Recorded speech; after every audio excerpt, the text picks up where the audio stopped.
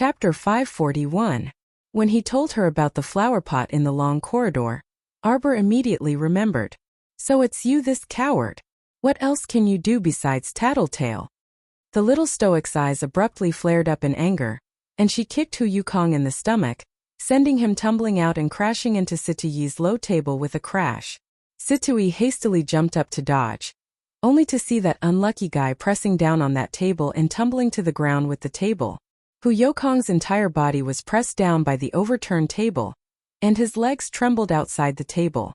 Family head Qin's mouth gaped open.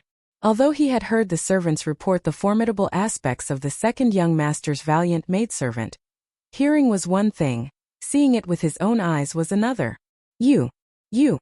Situyi pointed at our dear Qiao Mu and said with certainty, "You are little junior sister. Don't deny it. You. Come here right now. Quickly come here." Arbor glanced at him and pattered to him. Situyi pulled her to his side and raised his hand to rub her head. He was both speechless and earnest as he said, "Little junior sister, why are you so disobedient? Where did you run off to these past 2 years? Do you know that everyone was looking for you? How could you disappear just like that and suddenly play the act of completely disappearing? You really made everyone worried sick." "Immobilize." Arbor suddenly took out a talisman and slapped it on Situyi's forehead. That yellow talisman paper floated on the forehead of the handsome youth with dashing eyebrows and bright eyes. Everyone. Duan Yu was especially speechless as the corner of his mouth kept twitching. This child really didn't change at all. As long as she found it noisy, she would immediately use a strange method to make you quickly shut up. Situyi's brows twitched, and he reached out to remove the talisman floating on his face. He looked helplessly at the stoic face. "Little junior sister. Senior brother is saying this for your own good. Don't be impatient and don't be silent. Only by talking can we know what happened in the past 2 years. Senior brother Situ, your cultivation base has risen again." Arbor sighed and looked regretfully at Situyi. Her cultivation had also soared once, but she still couldn't stop him. Prince Mo watched darling Qiao from afar. Although he didn't say anything, his grip on the wine glass tightened subconsciously. When the little fellow's relationship with Situyi was already this good? By calling him senior brother Situ, he was admitting his identity. When facing him, the little thing, who had been expressionless and trying its best to distance itself from him, had actually so readily acknowledged Situyi. The anger in Prince Mo's heart was surging with nowhere to go. Duan Yu's expression was also unsightly as he stared at Situyi from head to toe. He didn't think this guy was better looking than him? The little stoic didn't even acknowledge him, so why did she acknowledge Situyi first? Why did he feel such a strong killing intent? Situyi was confused. "Come here." Prince Mo spoke. Situyi glanced in Prince Mo's direction and saw the crown prince's eyes brimming with a terrifying fury. His gaze was chillingly fixed on the hand that was stroking little junior sister's head. Situyi sheepishly withdrew his hand and elbowed the little stoic. "His Highness the Crown Prince is calling you over." "Your Highness." Young Sir Omega Kotoku suddenly stood up and quickly walked to Arbor. He bowed at Prince Mo. "This one was lax in disciplining my maidservant. I am willing to bear all responsibility." Chapter 542. Monstrous fury surfaced in Prince Mo's eyes. Bang! The wine cup in his hand turned into fine powder and flew away with the wind. Bear responsibility? Where did this scoundrel come from? Pretending to be a protector, he actually wanted to bear all the responsibility for his baby? Then what about him? What did he Emolien count as? The crown prince was enraged. Qin Guilu's eyebrows twitched, and he suppressed some anxiety in his heart. That person said that as long as the crown prince arrived, he could immediately take action. Why was there no sign of him taking action yet? Judging from the crown prince's towering rage, he probably wouldn't be able to stay in the Qin estate for long. "Come, hurry and change His Highness the Crown Prince's wine cup," young Master Omega Kotoku calmly instructed, his cold gaze sweeping over his subordinates. Sensing that the atmosphere was completely off, his subordinates scrambled to get wine cups. No need for such trouble. Prince Mo abruptly stood up and walked down the steps, approaching Arbor. "What to do?" He seemed to be very, very angry. Our dear Xiao Mu was inexplicably flustered and vexed. She looked at her 2 little fingers in a daze, and her small head unconsciously drooped down. She had grown fat from eating her words in these 2 years. He had reason to be angry. She said that she would return to the capital to see him. At that time he had smilingly agreed and said that he would wait for her. Moreover, the ferrule he had given her had broken, and Big Treasure was dead. She couldn't even keep a single one of the gifts she had given him. She was truly too useless. She was a little jinx who would bring misfortune to anyone who approached her. She wasn't very suitable to be by his side. Come back with me. Seeing her silent and small figure huddled behind Omega Kotoku, the Crown Prince's heart twitched for no reason, and it tightened painfully. He reached out to grab her wrist. In the next instant, his hand was blocked by young Master Omega Kotoku. Your Highness, young Master Omega Kotoku emphasized, this is this humble one's maidservant. Your Highness, please conduct yourself with dignity. Who are you? How dare you speak without thinking in front of us? When did she become yours? She never was. A murderous intent flashed through Prince Mo's eyes. He immediately stretched out his hand and slapped the Omega Kotoku's head without thinking. Your Highness, please calm down. Please forgive my unfilial son for his rudeness, Your Highness.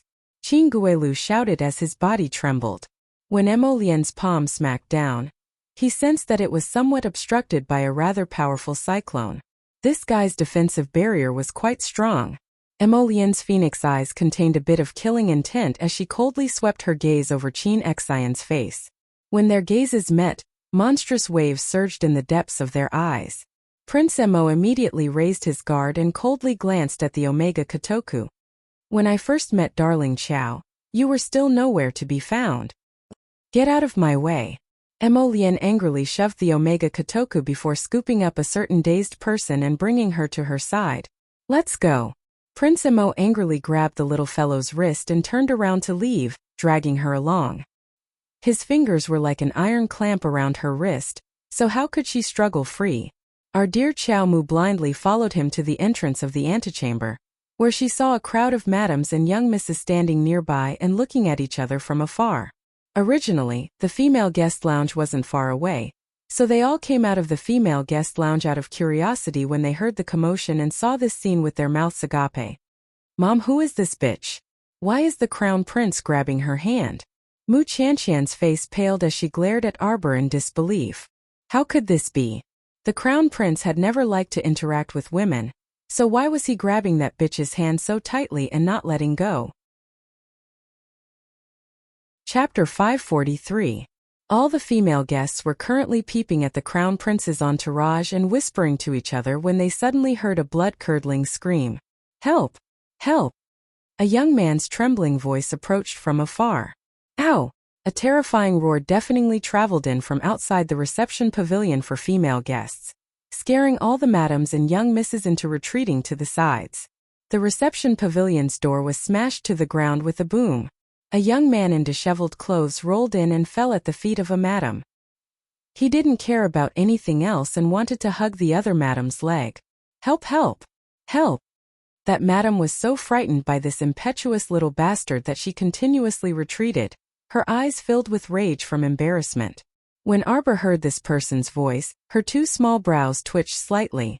Although this person was extremely frightened at this moment, she could still recognize from this voice that this person was the man who had secretly eaten with concubine May in the middle of the night. Ah, young master cousin, some of the maidservants exclaimed.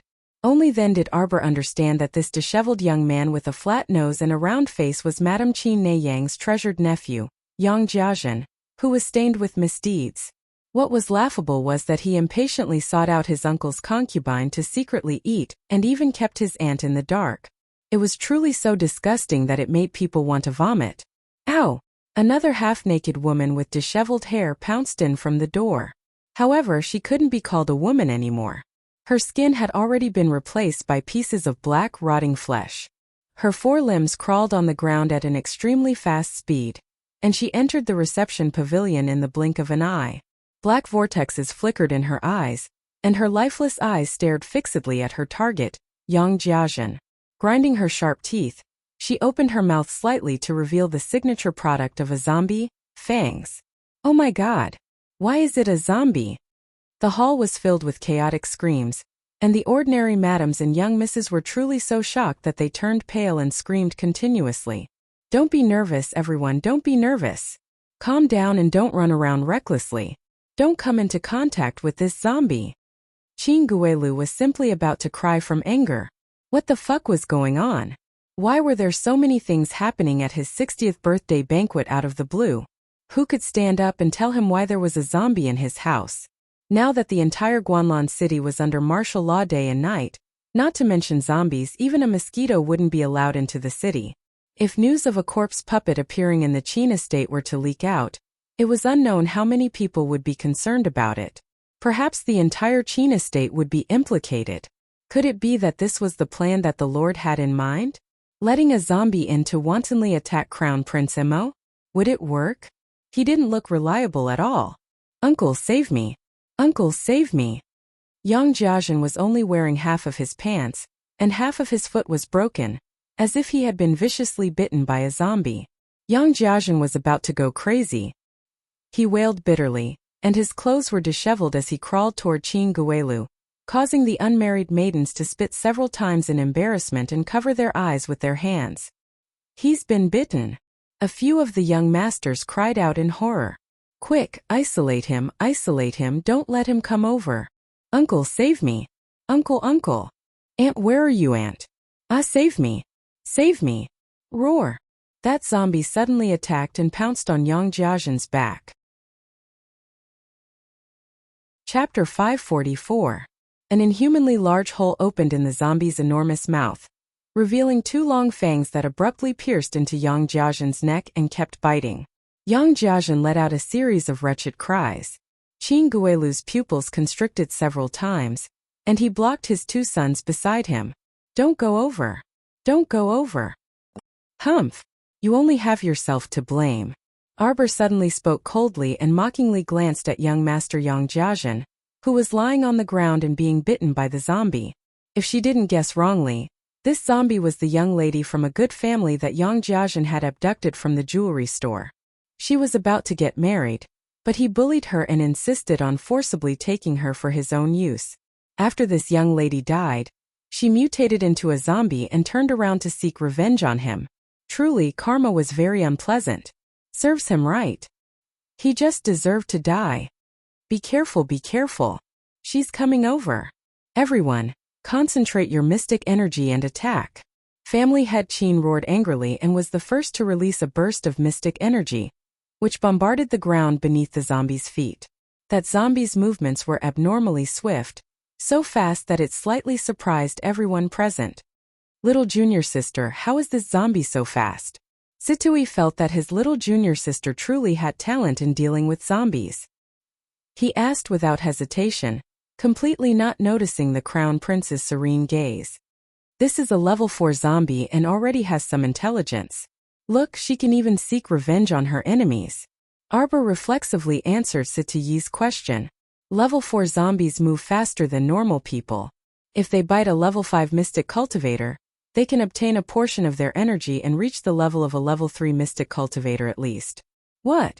Everyone turned pale with fright when they heard this. They completely didn't expect that zombies could obtain energy from mystic cultivators. Was this freaking zombie trying to defy the heavens? Don't get bitten by it. Otherwise, the incubation period after infection would not exceed 5 days, and the body would mutate. Even immortals can't save you, Arbor said indifferently, but everyone shuddered. Uncle, uncle, uncle, save me. Yang Jiajin, who had a bloody hole in his neck and was struggling to crawl forward with one hand covering the wound, cried bitterly and reached out a bloody hand. Qin Guelu clenched his fists. Suddenly, a surge of mystic energy exploded from his entire body, instantly shattering Yang Jiajin, who had crawled to his side, into a pile of minced meat. Family head Qin is so bold. Everyone breathed a sigh of relief. They were afraid that Qin Guelu would lose his mind and insist on keeping that scourge Yang Jiajin alive. Everyone concentrated their firepower on the 4th grade zombie. The female corpse puppet moved very quickly. She lay on the ground and jumped up from time to time, causing the madams and young ladies to scream in fright. Fortunately, these useless women were protected by guards. Seeing that there were so many people, the zombies did not pounce on them. This undead hag already had some intelligence. Instead, she fled towards the window. Don't let her escape. Kill her. Qin Guilu's entire body was drenched in cold sweat. He chased after her from the side with several great mystic cultivators. Several streaks of mystic energy crisscrossed and landed on the zombie's back, and the half-hanging corpse immediately fell from the window. Qin Xian raised his sword and chopped off the zombie's head on the spot. It rolled to the feet of a madam, immediately scaring that delicate madam into fainting. Arbor sniffed and suddenly smelled a strange fragrance in the air. His heart abruptly skipped a beat. Hurry and leave, the hall is about to collapse. Chapter 545. Emolien's expression changed slightly, and she grabbed the little girl's waist before swiftly dashing out of the hall. The little girl suddenly stuffed a pill into Emolien's mouth. Emolien was startled for a moment before swallowing it without any hesitation. As soon as they ran out of the antechamber, they heard a loud boom. Sure enough, the entire room collapsed in a matter of seconds, causing dust and rubble to tumble down. Your Highness! Huifeng hastily chased after them. Emolien pulled the little girl's hand back several steps before letting go slightly. She raised her sleeve and waved the flying dust in front of her as she coughed softly. The hall in front of them suddenly collapsed, burying everyone in it in an instant. That idiot Emo Jiao also didn't come out. This was really fun. Let's return to the palace first. Emolien no longer had the patience to stay in this foul China state, so she reached out to grab the little fellow's soft little hand. Unfortunately, she caught nothing. When she turned around to look, there was no trace of the little fellow. The little fellow must have used that invisibility talisman to escape while he wasn't paying attention. Huifeng glanced around and saw wailing women and young ladies being helped out one after another, each of them looking miserable with their heads covered in dirt and blood. Huifeng turned again and saw the rage that His Highness the Crown Prince was forcefully suppressing in his eyes. He silently lowered his eyes and inwardly grumbled bitterly. Couldn't this little great aunt go along with their lord a little? What the hell was she trying to do? Why did she disappear all of a sudden? Let's see where you can run to. Emolien clenched her fists as she turned around and strode away. Huifeng quickly followed without a word. At this time, he didn't want to casually open his mouth and become cannon fodder for no reason. Arbor had used an invisibility talisman to escape. Firstly, she didn't know what kind of mood to face that terrifying guy right now. Secondly, there was something wrong with that fragrance, so she had to go over and take a closer look. The Crown Prince wouldn't want to beat her again, right? She was already an adult. If that guy dared to hit her again, she wouldn't let him off. There was a pair of small wings flapping in front of him. The black butterfly was fleeing very quickly, flying high and low in the air. Arbor's speed wasn't slow either, but it kept a certain distance from him. The butterfly left the Qin estate and flew out of the bustling streets. It fluttered into a desolate road and flew into a dilapidated courtyard. Well done. Tomorrow morning, he will definitely be poisoned without anyone knowing. A wretched laughter sounded in the small courtyard. Really? Are you that confident? A cold female voice suddenly broke the silence in the courtyard. That person suddenly turned his head. His large and small eyes widened in shock as he stared blankly at the little girl who had just stepped into the courtyard. Arbor's cold gaze fell on him.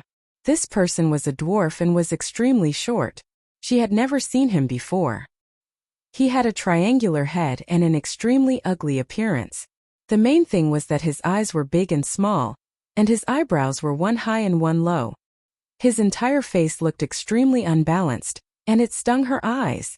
Stinky girl, there's a path to heaven but you don't want to take it. There's no door to hell but you insist on barging in. Since you've come, then stay here. The dwarf's expression was sinister as he abruptly stretched out his hand. Countless black-winged butterflies flew out of his sleeves and swarmed toward Arbor in unison. You dare to show off your insignificant skills in front of me. Arbor sneered and waved her sleeves, sending out a wave of medicinal powder. The group of black butterflies in the air desperately flapped their wings and fell down together. Chapter 546. You're actually a poison master? The dwarfs cried out in alarm and abruptly opened their palms, releasing a black smoke in front of Arbor. "You dare to harm people with your level of poison?" Arbor coldly shouted and abruptly dodged the poisonous smoke.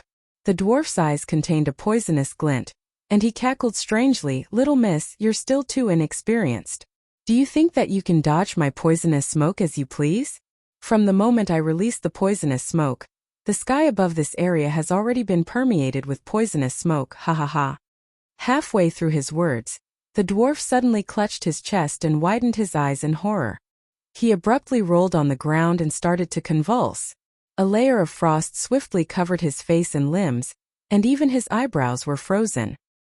His lips kept trembling, and he couldn't speak due to the terror in his eyes. "You're about to die," Arbor icily said as she brandished a shiny dagger. "Guess how many bloody holes I'll poke in your body before you identify the mastermind?" The dwarf's originally hideous face was now completely distorted. He glared angrily at Arbor, and his teeth chattered as they made gurgling sounds. "Are you very curious as to why you were poisoned?"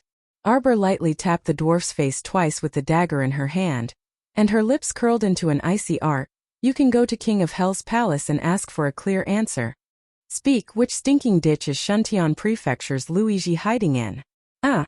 The dwarf hesitated for a second before two bloody holes appeared on his body. His entire body convulsed as he looked on helplessly as this she-devil carried him into the rear courtyard, as though she was carrying a bag of trash. On a row of walls in the backyard, countless thin cocoons were hanging. They were shivering softly in the wind. "It seems that the poison-tailed butterflies you nurtured are already quite effective. What do you say if I feed you to them?" Arbor icily spoke without the slightest warmth in her eyes. "I know I'll speak. The dwarf's eyes revealed terror, and his lips trembled as he said, The one who's been in contact with me is Sir Cho-san. I only know that he's currently hiding inside Balon City's Balon fortification. It wasn't far from the capital. As for the exact address, I really don't know." "Cho-san?" Arbor recalled the familiar voice that had been plotting with Chin Guelu that night, and an idea occurred to him. "It's Luigi's lackey?" Yes, the dwarf said with a trembling voice. "Lord Cho-san is very angry. They said that Northern Prince Emo has caused the people of Shuntian Prefecture to be unable to survive these past few years. We must retaliate. In that case, Chin Guelu has indeed colluded with your Shuntian Prefecture." Arbor's eyes were instantly dyed with traces of frost and snow. "Chin Guelu is very, very careful. He and Shuntian Manor have never exchanged any letters. If young miss wants to accuse him of colluding with Shuntian Manor to murder His Highness the Crown Prince, I'm afraid it will be very difficult. Chin Guelu murdered the heir apparent of a kingdom for merely a few pill recipes," Arbor said coldly as he pulled the dagger out of the dwarf's body. "The Chin estate has already reached its end." Slap! The dagger was flung out and shot at the wall. Immediately, the cocoon on the wall exploded with a bang. A swarm of black poison-tailed butterflies flew out and gathered into a thick mass, neatly wrapping around the dwarf. The dwarf howled in pain among the poison-tailed butterflies. "Why? I already said it." Ah! I don't think I said it before. If you confess honestly, I'll spare your life." Arbor replied with an indifferent expression. When he turned around, his gaze landed coldly on the black figure that swooped down from the sky. Less than an hour later, Arbor successfully returned to the Chin estate. She secretly snuck into Chin Guelu's study and found nothing as expected.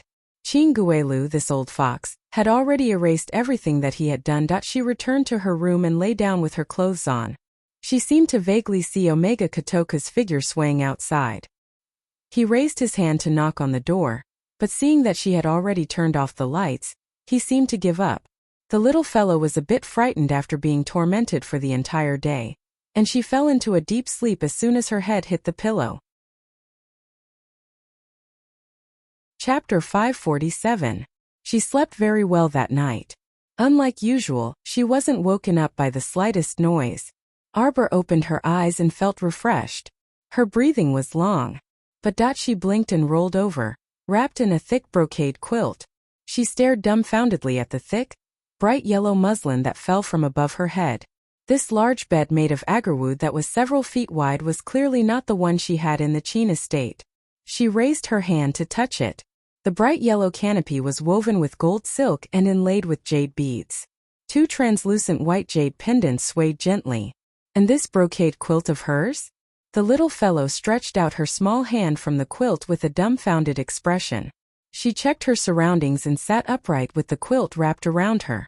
What was going on? The dazzling candlesticks were set up every 5 steps, and the red candles were brightly lit. Rows of fist-sized luminous pearls hung from the 4 corners.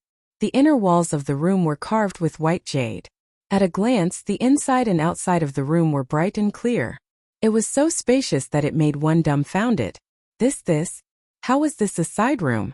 Wasn't this a luxurious palace? What was going on? Why did the Qin estate side room change into an unfamiliar bedroom after waking up? Was there anyone who could tell her what was going on? Arbor hopped off the bed barefoot and ran a few steps. She lifted the heavy bead curtains and looked back. After running all the way, she had only just run out of the vicinity of the bed. Is there anyone here? Arbor threw the brocade quilt on the ground and ran to the treasure pavilion to rummage through her clothes in a short-sleeved inner garment. Xiaoyao let a row of palace maids in. When she came in with neatly arranged clothes, she was stunned to find her little master rummaging through something in front of the treasure pavilion. That our dear Xiaomu turned her head and saw Xiaoyao. Her eyes lit up and she coughed awkwardly. And I'm looking for clothes. Xiaoyao couldn't help but laugh out loud. Her little master was rummaging through clothes in the treasure pavilion. Master, you're finally back. Xiaoyao was already a big girl. She hadn't seen Arbor for many years. She was a little emotional when she saw it again. Xiaoyao. The little fellow played with his 2 small hands and ran forward. He wanted to take the clothes, but the palace maid who was holding the clothes stepped aside and bowed in fear. Master, which one do you want to wear? Xiaoyao bent down to help her put on her shoes first, and then pulled her to sit down and dress up.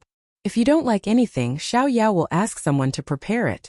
Arbor glanced over and saw dozens of girls holding clothes in their hands. She was dazzled.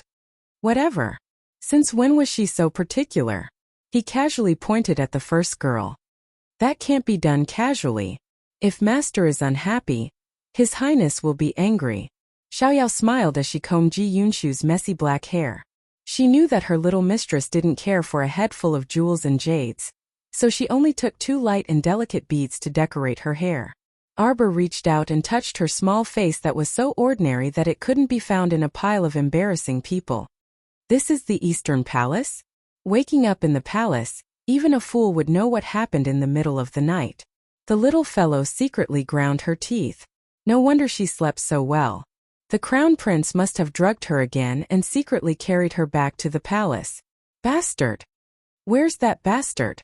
This baby wasn't happy. Xiaoyao put down the comb, and her small hands stiffened. She coughed lightly and said, His Highness has to meet with officials in the South Study at this time. He'll be back a little later. Humph! I also have things to do. Xiaomu casually picked up a robe that a palace maid was holding and put it on. She was about to walk out of the bedroom. Unfortunately, before she could take 2 steps, she was pushed back by a strong force. Her small mouth gaped open, and the little fellow reached out to hold her head in shock. Arbor focused her eyes and saw that the entire bedroom was surrounded by an abnormal airflow. It was like a soft and transparent cover, wrapping her inside. Xiaoyao covered her mouth and snickered. Little master, don't bother. You won't be able to leave. His Highness was worried that you would secretly run away again, so he temporarily placed a restriction on your body. Don't worry, it'll be fine as long as His Highness is back. Arbor. I'm worried. It's over. I'm going to sleep early today. I only slept for 4 hours yesterday. Life is hard. Chapter 548. It would have been fine if Xiaoyao didn't mention it, but now that she did, Arbor's pitiful little heart became unsettled and uneasy. Arbor reached out to pull Xiaoyao over. This young lady was now a tall and voluptuous young lady of 17 or 18 years old. She had a rosy goose egg face and a pair of smiling eyes that were very lively. Little master, if you have any instructions, feel free to tell Xiaoyao, Xiaoyao said with a chuckle. Xiaoyao, can I go out for a walk? It was rare for the sky to clear up, And it was her first time returning to the palace, so why couldn't she go out for a stroll? Xiao Yao shook her head like a rattle drum. That won't do, little master. You also saw it. His Highness set up layers of energy to surround the bedchamber. His Highness didn't give you the right to pass through, so you can't go out. This is a defensive barrier, right? Don't think that she didn't know what this thing was. Our dear Qiaomu secretly ground her sharp teeth. She had seen Fan Shouha use this kind of large-scale defensive barrier in the past. It could instantly envelop several people or even more than a dozen people inside and resist external impacts. The defensive barrier's effect was comparable to that of a defensive mystic artifact. The difference was that the defensive barrier created by a defensive mystic artifact only had a defensive effect at best. But a defensive barrier created by a person was different. Being inside someone else's defensive barrier meant that your every move and every frown and smile would be in the eyes of the person who set up the barrier. As long as he wanted to, he could constantly pay attention to your every move. Of course, a person's defensive barrier couldn't be maintained for a long time. Ordinary little mystic cultivators couldn't create a defensive barrier at all. After all, how long it could be maintained and how strong its defensive power was closely related to the person's cultivation. If the mystic energy was exhausted, the defensive barrier would naturally disappear. However, the Crown Prince's actions left her speechless. He set up a defensive barrier for no reason, just to confine her from leaving. He didn't forget to set up a defensive barrier when he was discussing politics with someone in the southern study to constantly observe her movements. Didn't this consume his mystic energy? In addition, the defensive barrier that he had set up was extremely large. It had already enveloped an entire sleeping chamber. In that case, it would consume even more energy. Only he did not know. Where had his cultivation reached? This kind of behavior of casually opening a large-scale defensive barrier was so willful that it made one's hair stand on end. Xiao Yao awkwardly laughed twice. She also felt that His Highness was too nervous. Little Master was already in the Eastern Palace. Where else could he run to? Entering and exiting the palace required an identity token. If he didn't give her the token, how could the Little Master leave? There were tens of thousands of Imperial guards patrolling the inner palace. They were not just for show. The chances of the young master sneaking out of the palace were too small. If Arbor knew what Xiao Yao was thinking, he would definitely snort at her.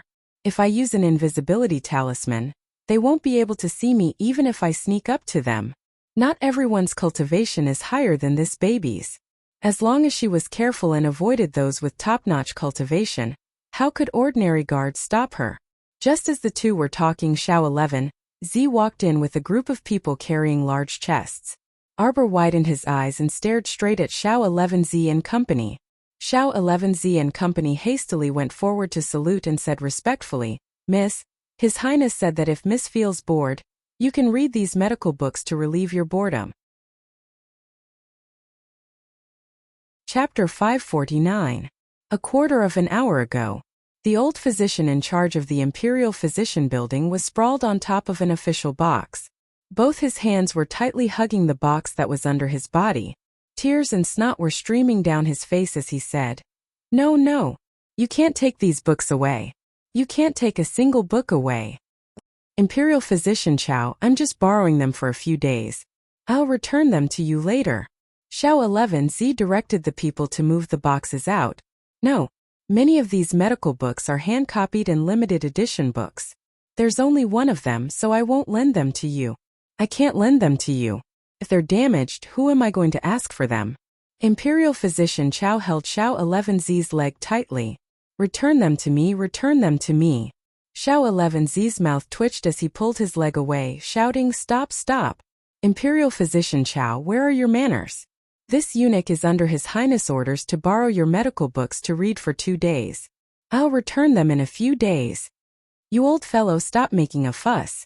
Seeing the boxes being carried away before his eyes, Imperial Physician Chao's eyes rolled back, and he was about to faint after taking a deep breath. The nearby Imperial physicians quickly rushed over and patted the old physician's chest to soothe his breathing. "Old Imperial Physician Chao, old Imperial Physician Chao." Xiao 11Z hurriedly waved at the group of people, and they ran away with the boxes, leaving the Imperial Physician Building in a sorry state. They left behind a group of hopping physicians who were shouting furiously. Imperial Physician Chow's tears streamed down. "Help me change my clothes, wooer. I'm going to lodge a complaint." At this moment, the little girl looked at the dozen or so boxes of books, then raised her head to look in a certain direction in the bedchamber and snorted. The crown prince must be secretly observing her. Otherwise, why could the palace maids and eunuchs enter and leave freely? But she couldn't. She stuck out a little finger and poked lightly. A ripple of energy appeared at the bedchamber's door, sucking her finger in and slowly flicking it away. "Humph. Bad person." Inside the south study room, the group of officials quietly raised their heads and secretly glanced at His Highness.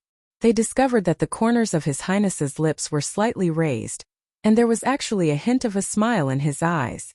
This was something that was rarely seen in a few years.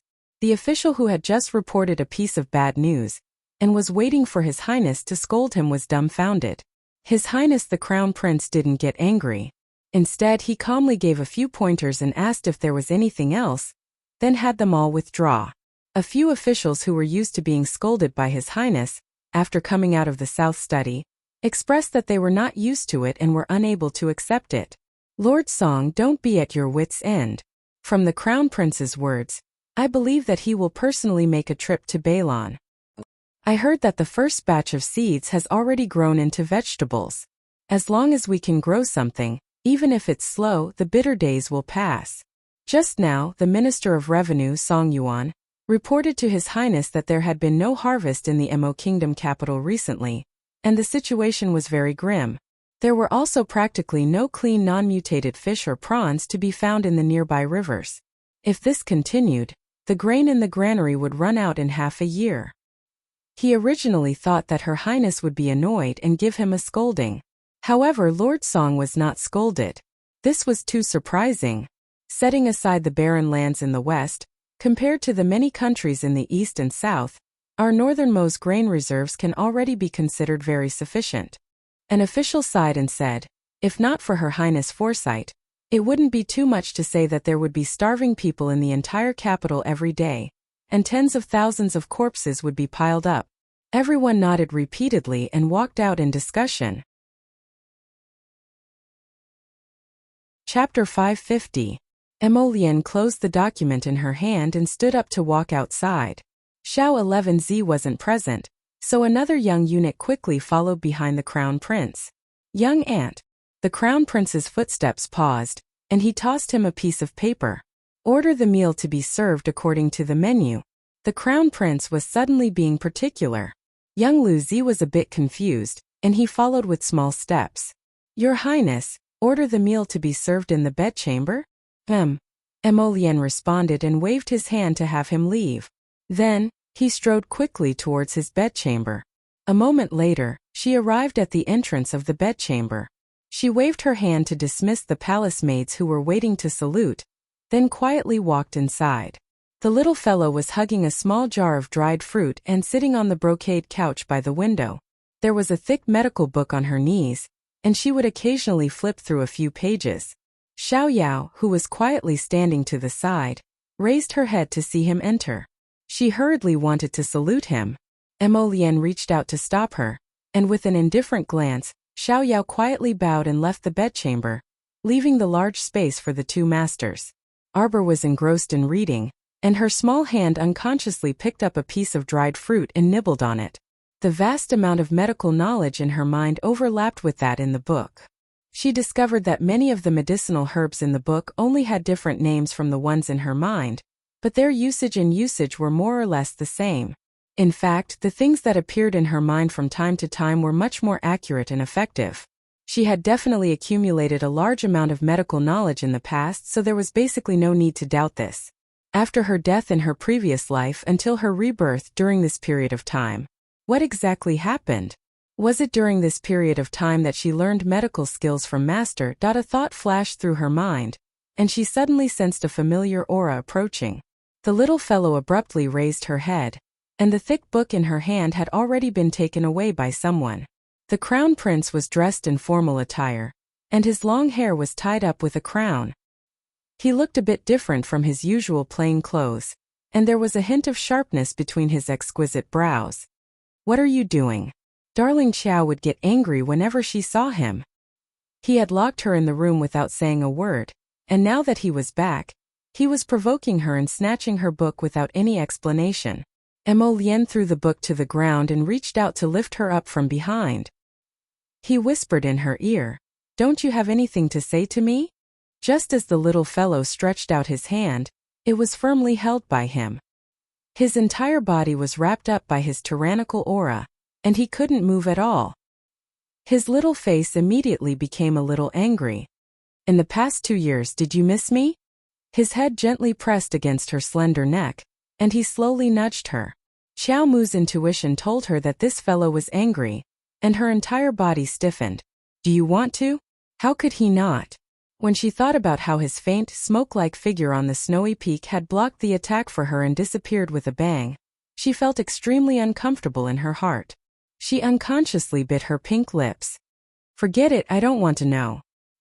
He whispered into her ear and tightened his arms around her waist, pulling her firmly into his embrace. Let's eat first. Are you hungry?" He suddenly hugged her and stood up, calling for someone to bring in the food as if there was no one else present. A dozen dishes for 2 people was already extremely extravagant in today's world. Although his expression was as gentle as jade, his actions were elegant, and he attentively picked up food for her to eat. But Arbor felt uncomfortable in his heart.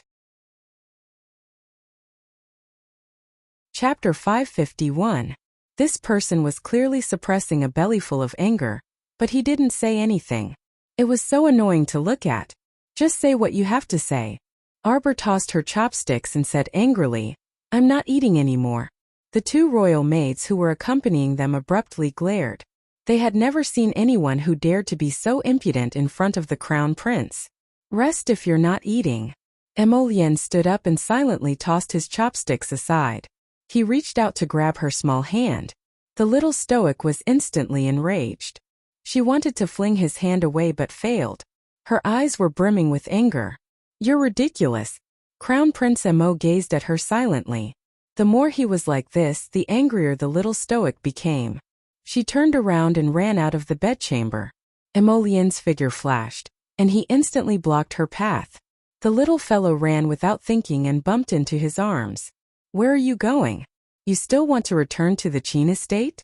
Are you that reluctant to part with that Omega Kotoku?" Mo Lian instantly flew into a rage.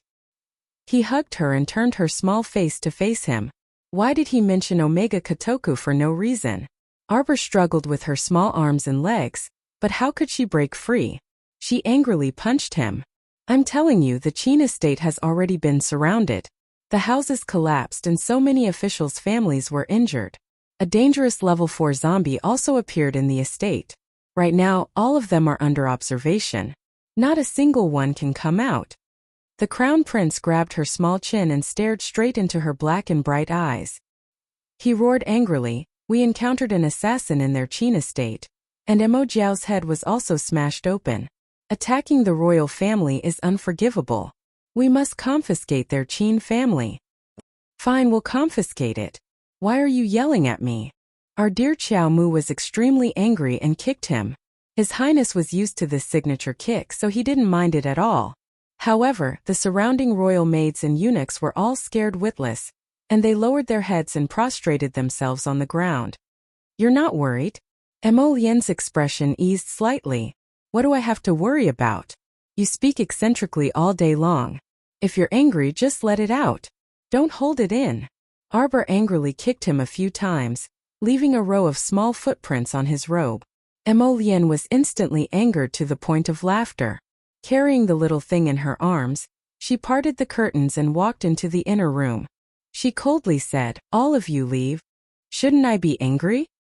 He threw her onto the soft brocade on the side of the bed and leaned in close, his breath completely enveloping her. "You didn't leave a single word behind and ran away for more than 2 years without saying a word. When we met again, you were already in the Qin estate. That damned Omega Kotoku. Was he even worthy of being her protector?" Arbor immediately withered. The little fellow knew that she was in the wrong, but she still couldn't help but say, "Then don't blame me." Mo Lian laughed angrily. "How am I weird? You're obviously so angry that you can't wait to beat me up, but you still look like you're bathing in the spring breeze. Isn't it uncomfortable to hold it in? Oh, so you're saying that even if I don't hit you, you'll still remember. Alright then, let's fight. He suddenly reached out and pressed her down on his long legs. Darling Qiao was immediately stupefied. What? This immoral ghost. Is there anyone who cheats people like you? Seeing his palm fall, Arbor was about to die from anger. Why was she so stupid? Wasn't she asking for a beating? However, in the next second, he flipped her over and hugged her, his warm fingers gently caressing her small face. How could he bear to hit his darling? Chapter 552. You'll be of marriageable age in 3 months, right? He changed the topic too quickly. Darling Qiao couldn't keep up with his pace. Qiao Mu gave a muffled. Her small face was still puffed up with anger as he held her in his arms. Actually, I'm not angry at you. Emolian lifted her face and nuzzled her forehead. I'm angry at myself. I couldn't protect you properly. You don't know how much pain and self-reproach I felt when I saw those withered vines and broken trees on the snowy peak, he murmured in her ear. But all of that is in the past now. I don't want to know anything or think about anything. I just want you to stay by my side. From this moment on, don't leave me again. Arbor actually didn't want to argue with him, but for some reason, she felt a bit angry when she saw his gentle mask earlier. Now that the two of them had a heated argument, this little fella felt more at ease. When she heard him say that, her boundless guilt was aroused, and she timidly looked at him and said, sorry. Speaking of which, she was willful in front of him, and was used to acting coquettishly. She really couldn't bear the slightest bit of grievance from him. However, his lukewarm attitude just now made her feel aggrieved and gloomy. Arbor's eyes reddened, and she reflexively wrapped her arms around his neck. She pitifully said, Emolian, I didn't disappear on purpose. It was just that I felt too bad at that time, so I didn't want to think about anything. Murong-sun is dead, Emolian. She originally said she would attend my marriageable age ceremony, but she died. She's a big liar. Emolian gently patted her back. When he thought of how helpless she was at that time, his heart couldn't help but ache. Sect Master is dead. Ant Master is also dead. The pharaoh you gave me broke and Big Treasure is also dead. They're all dead, and I'm the only one left. Nonsense, how could you be the only one? No matter what, I will always be by your side. Do you understand? Jojo, you have to trust me more, okay? Arbor couldn't help but nod when he saw his focused and expectant eyes. Emolian's lips turned up as he stroked her small head in satisfaction. You don't know this, but when I brought your parents to the capital, I didn't even dare to say anything to them. You only lied to them that you were cultivating in the holy water sect. Do you know how much they missed you? But I only know how to harm others. Nonsense. Emolian suddenly reached out to cover her small mouth. How can the holy water sect's incident be blamed on you? That's because people's hearts aren't what they used to be. Greed causes mischief. It's not your fault. Don't worry. No matter what, we'll get our revenge. Emolian hugged her and gently shook her little body. Promise me, baby, don't let your imagination run wild, okay? I'll send you home tomorrow. Are you okay? He cupped her little face and looked at her. Your parents and family all miss you very much. How could anyone reject such an offer? Arbor nodded gloomily. While you're at it, have Royal Father issue a betrothal edict and send it to your home as well. Prince Mo hugged this baby and approached her with a grin. Okay.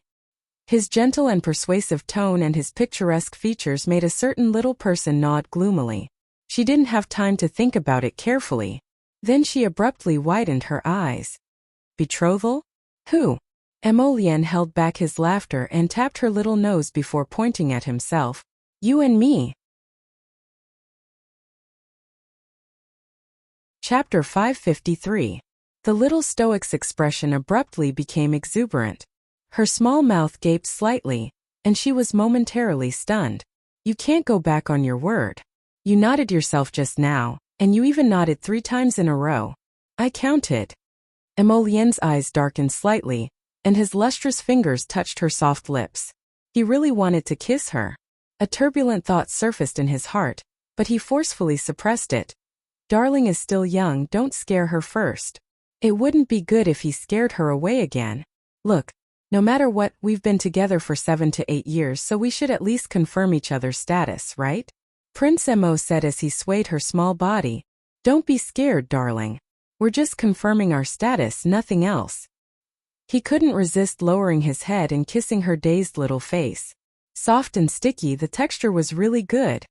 When you weren't here, I would be filial to my in-laws every 2 to 3 days. They especially like me. Emolienne suppressed her laughter and said seriously, don't worry, your in-laws definitely won't object to this. Stop. Arbor felt that she increasingly couldn't keep up with the Crown Prince's train of thought. You? Didn't you say before that we were friends? That we were friends? The words were still ringing in her ears. But didn't you say you didn't have any friends? Emolienne looked at her seriously and said solemnly, I thought about it. If we don't have any friends, then so be it. We won't be friends anymore. The title of husband and wife is good, what do you think? What else can I say? You're about to betroth me. Don't be fooled by how he kept asking if it was good. In reality, he had already made up his mind. A certain darling was dumbfounded and couldn't come back to her senses for a long time. Emolienne was laughing uncontrollably on the inside, but she still maintained a serious expression. She reached out to lift the little girl's chin and stroked it. Darling, my suggestion is very good, right? Let's do it like this. Tomorrow we'll pass down this betrothal decree while we're at it. Okay. Why did she keep feeling like something was off? Arbor blinked and wanted to say something. Prince Mo continued, don't worry. It's just a matter of settling the marriage before your hairpin ceremony. Nothing else will be affected. Look at you, you're already so old. Men should get married when they're of age. Don't be afraid of getting married. Be good. But, is it that simple to issue an edict? Arbor asked blankly. Emolienne smiled and lowered his head. While she was in a daze, he kissed her again. Don't worry, baby. I can handle it. If his father dared to stop him from marrying a wife. That night, Emolienne went to the imperial study and talked with the great king for more than 2 hours before leaving with the imperial edict. This matter immediately caused the princes and concubines who heard the news to be unable to sit still. They all sent people out to find out what the crown prince and the great king had discussed in secret in the study. Unfortunately, the news was tightly sealed, and no one was able to find anything. After the crown prince went to the imperial study to ask for the imperial edict, Arbor walked around the bedchamber without stopping for a moment. He felt that he had been tricked by someone. What did he mean by it was just a simple title and nothing else? Wasn't it just a title given by the country's heir apparent? Crown princess? Wasn't the betrothal a bit too hasty? She was an unknown daughter of the small Chow family. If she suddenly became the crown princess, it would definitely cause a huge uproar in the capital. Arbor reached out to massage her head. She heard the voices of the palace servants. She saw a person dressed in a moon-white casual robe. His features were picturesque as he walked towards her with a smile. In an instant, Arbor felt that all her worries had disappeared. Who cares? Everything will be fine when it comes to it. Today ended. Chapter 554. Early the next morning, when the sky was still just beginning to brighten, a marriage decree was delivered to the Chow estate, immediately stunning the entire family and even the entire capital. The Chow family, from the elderly matriarch to the servants, all knelt in front of the main hall to receive the decree.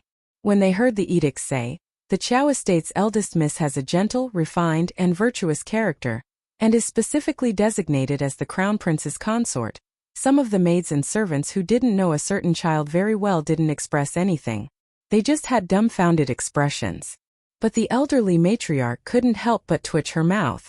Who said this? Who exactly was it? Could Chow Mu, that little girl, be worthy of these 8 words?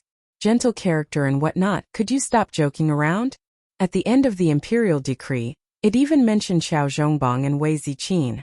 The great king said that the husband and wife had rendered meritorious service in raising the crown princess and specially promoted Xiao Zhongbang to be the Marquis of Zheyuan.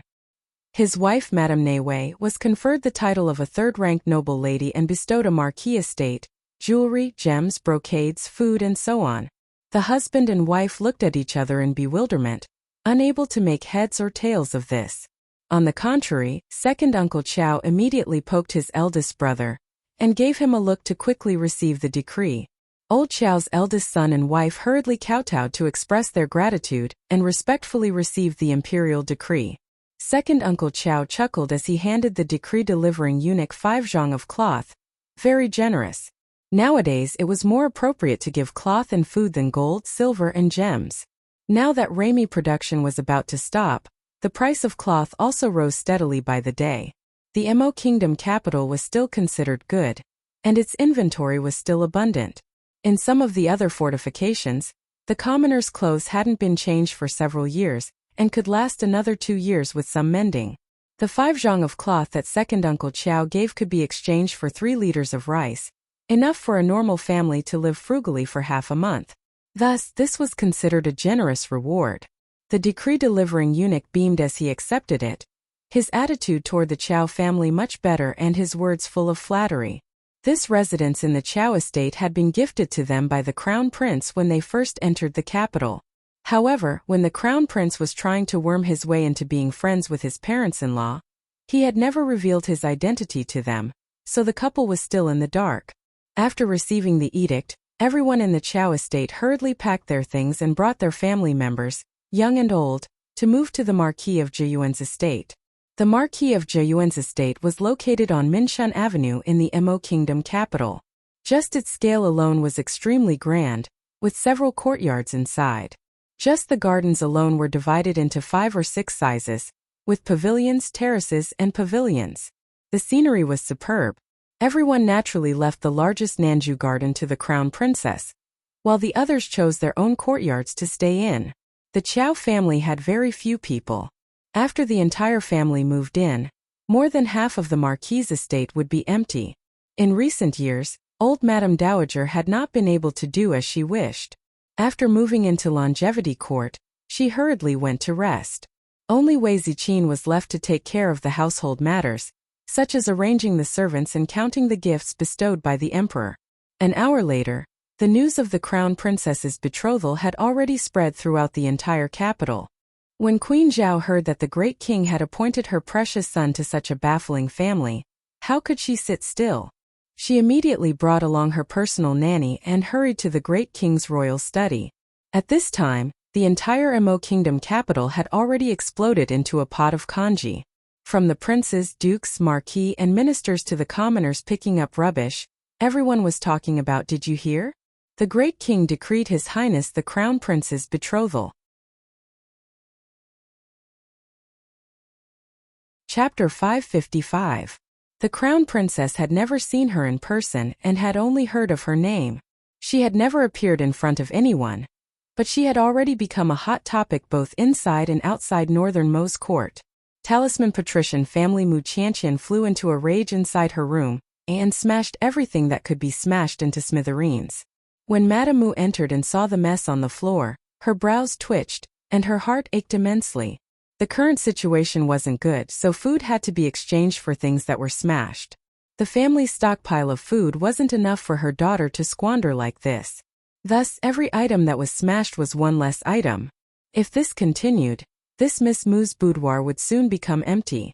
Alright, what's the use of throwing a tantrum? Madame Mu grumpily said. You're just making a fool of yourself in front of the second and third branches by making a scene here. Who dares to make fun of me? Mu Qianqian's long, shapely brows shot up, and her hatred was hard to conceal. What Marquis of Zhiyuan's estate? I've never heard of it before. I don't know where this little bitch came from, but she stole a man's soul in an instant. She really is a shameless bitch. Yo, look at what eldest miss is saying. She is the crown princess that the great king has officially betrothed. It's fine if eldest miss says this at home, but if this gets out, there's no doubt that our Mu family isn't strict in our upbringing, teaching a young lady to speak filthy words. It's fine if eldest miss is shameless, but don't drag so many unmarried young ladies in the estate down with you. A middle-aged woman in a luxurious gown chuckled as she walked in, followed by a young girl of similar age to Mu Qianqian, who was covering her mouth as she chuckled. When Madame Mu saw this woman, she immediately flared up in anger and bellowed at the maidservants, "Are you all dead? Don't you know how to announce the arrival of the second branches, madam? Hey, eldest sister-in-law, don't randomly blame the servants. We did announce her arrival. It's just that the sound of eldest miss throwing a tantrum and smashing things was drowned out by the sound of the announcement. Don't say that we, the mother and daughter of the second branch, are rude. Madame Mu looked at her sister-in-law's sarcastic words, and was so jealous that her stomach hurt. She waved her hand impatiently and said, all right, Madame Lu. Who doesn't know that you came here today to laugh at our first branch? Now that you're done you can leave. This madam won't be seeing you off. Hey, look at what sister-in-law is saying. I'm not here to laugh at you. The second branch's Madame Lu, chuckled as she pulled her daughter, Mu Zhilan, over. I just wanted to tell sister-in-law. Tomorrow, Her Majesty the Queen will hold a banquet and invite the 3 dukes and 5 marquises. Oh no, my mouth really doesn't know how to talk. Madame Lu giggled and lightly patted her own mouth. It should be the 6 marquises' residences now. The 3 dukes and 6 marquises' young ladies from the various aristocratic families will all be attending the banquet. Our family's eldest young miss is naturally unwilling to pass on this responsibility, but we can't do anything about eldest young miss' bad mood. For fear of ruining the entire banquet, sister-in-law, I volunteered to mention it to the family head. The family head agreed to let our Zhilan attend the banquet in eldest young Mrs. place tomorrow. I'm really sorry, eldest sister. Mu Zhilan chuckled softly. All of a sudden, Mu Qianqian couldn't suppress the fury that shot out from the bottom of her heart. A bright yellow talisman flew over and directly smashed towards Mu Zhilan. Bitch, you're all bitches. Mu Zhilan's eyes narrowed slightly. She wasn't someone to be trifled with either. With a flick of her finger, a talisman also flew out. The 2 talismans collided in midair and split apart. Chapter 556. Arbor didn't know what kind of ruckus the entire Emo Kingdom capital was in right now. She slept soundly until the sun was high in the sky. When she opened her eyes, she discovered that it was almost noon. The Crown Prince was grinning as he propped up his chin and sat by the bed, gazing at her. When their eyes met, Arbor immediately shrunk her head into the brocade quilt wrapped in a cocoon. What was going on? That guy's slightly raised phoenix eyes looked very alluring. Once she accidentally touched them, she felt like her heart skipped a beat. It was very baffling. She shrunk into the quilt and calmly reached out to check her pulse. It was quite normal. Her body was very healthy. Suddenly the quilt was lifted into the air. The little fellow, who was wrapped in the quilt, hastily poked her head out. What are you doing? Get up, change clothes and eat something. We still have to rush back to your maternal home. If we don't leave now, we won't even make it for lunch. In any case, we have to go back and have a reunion dinner. Reunion dinner again. The little fellow unhappily pursed her lips. Don't you have to go to the southern study to handle matters today? It's done. The Crown Prince beamed as he took out a clean and moist handkerchief to wipe the little fellow's face. How efficient am I? If we finish things early, we can stay at your maternal home for a whole day today. Xiao Yao, who was holding clothes at the side, pursed her lips and smiled. I'll do it myself. Arbor reached out to take the clothes, but the Crown Prince avoided her hand and insisted on letting her wear them. Today she changed into a light yellow robe with large sleeves, embellishing the little one with pink and tender skin. She then draped an extremely rare moon-white ice mink overcoat over it. The furry collar framed her ordinary little face until it was moist and rosy. After Xiao Yao finished braiding her hair and pasting on the beaded flowers, the little fellow sat in front of the dressing mirror and took out some medicinal powder to rub on her face. The Crown Prince raised a brow and looked at her with a grin. This little thing was finally willing to reveal its true appearance. As our dear Qiao Mu fiddled with her small face, she was still unconvinced. Let me ask you, how did you Duan Yu and Situ-Yi recognize me at a glance? Emolian said with a smile. Duan Yu and Situ-Yi, those 2 fellows, definitely got it right by chance. Of course it's because of you, Prince said as he walked behind her. Jojo's every frown and smile is engraved in the depths of my heart. Even if I'm blindfolded, I can still see. Emolian was stunned. She paused for a moment before saying, I recognized you. The little fellow turned her head to look at him. That little face without any makeup overlapped with the one in his memory. No, she was even more beautiful than he had imagined her to be when she grew up. Xiao Yao also widened her eyes and said excitedly, "Little miss, you've become prettier." "That's right, that's why I said, how could such a beautiful and adorable young lady be so ordinary when she grew up?" I didn't dare to say anything these past 2 days. She was afraid of touching on Mrs. Sore Spot. She originally thought that a good-looking young lady would become ordinary when she grew up. Arbor looked at her speechlessly. The Crown Prince couldn't help but laugh, and he reached out to lead the little girl to his side. "Let's go, we'll take a carriage over." "Oh right, you might not know yet. Your father has been conferred the title of Marquis of Jiyuan. The entire Chow family has moved to the Marquis of Jiyuan's estate on Minshan Avenue, right next to Minister Song's residence." Chapter 557. Needless to say, those who lived on Minshan Avenue were definitely influential families. The Marquis' estate's neighbors were probably all high officials of the court, so the entire estate's class was immediately raised by quite a bit. The Crown Prince's carriage left the Eastern Palace and unimpeded through the northernmost Huabei Gate. After passing through Anchuan Avenue, which was located in the central axis, they would arrive at Minshan Avenue after turning a corner. It could be seen that Minshan Avenue's location was extremely good. The carriages of high officials and nobles came and went, and very few commoners dared to set up stalls and cause trouble here. The Crown Prince was traveling in a low-key manner this time and didn't bring many people with him. There were only 20 royal guardsmen escorted by He Tian. He Tian had already been promoted from a lowly centurion to the deputy commander of the royal guard as an exception. Of course, this was also due to the Crown Prince's trust. It was said that his father, He Qizheng, would also be promoted this year. As long as nothing strange happened, the position of Minister of Works was basically within his grasp. Just as Arbor was nervously following a certain Crown Prince back to the Marquis of Jiyuan's estate, a shabby donkey cart appeared at the Mo Kingdom capital's western city gate. It pulled 6 or 7 weary-looking people to the very end of the line to enter the city. A family of 3 followed behind the donkey cart. Their clothes were ragged, and they were so emaciated that they almost didn't look human. Because a level 4 zombie had appeared in the Qin estate, the Mo Kingdom capital was currently under martial law, and the northern and southern city gates were closed. Only the eastern and western city gates allowed entry and exit. But according to the rules, commoners and some peddlers could only go through the western city gate. Thus, the line to enter the city was very long as it was nearing noon.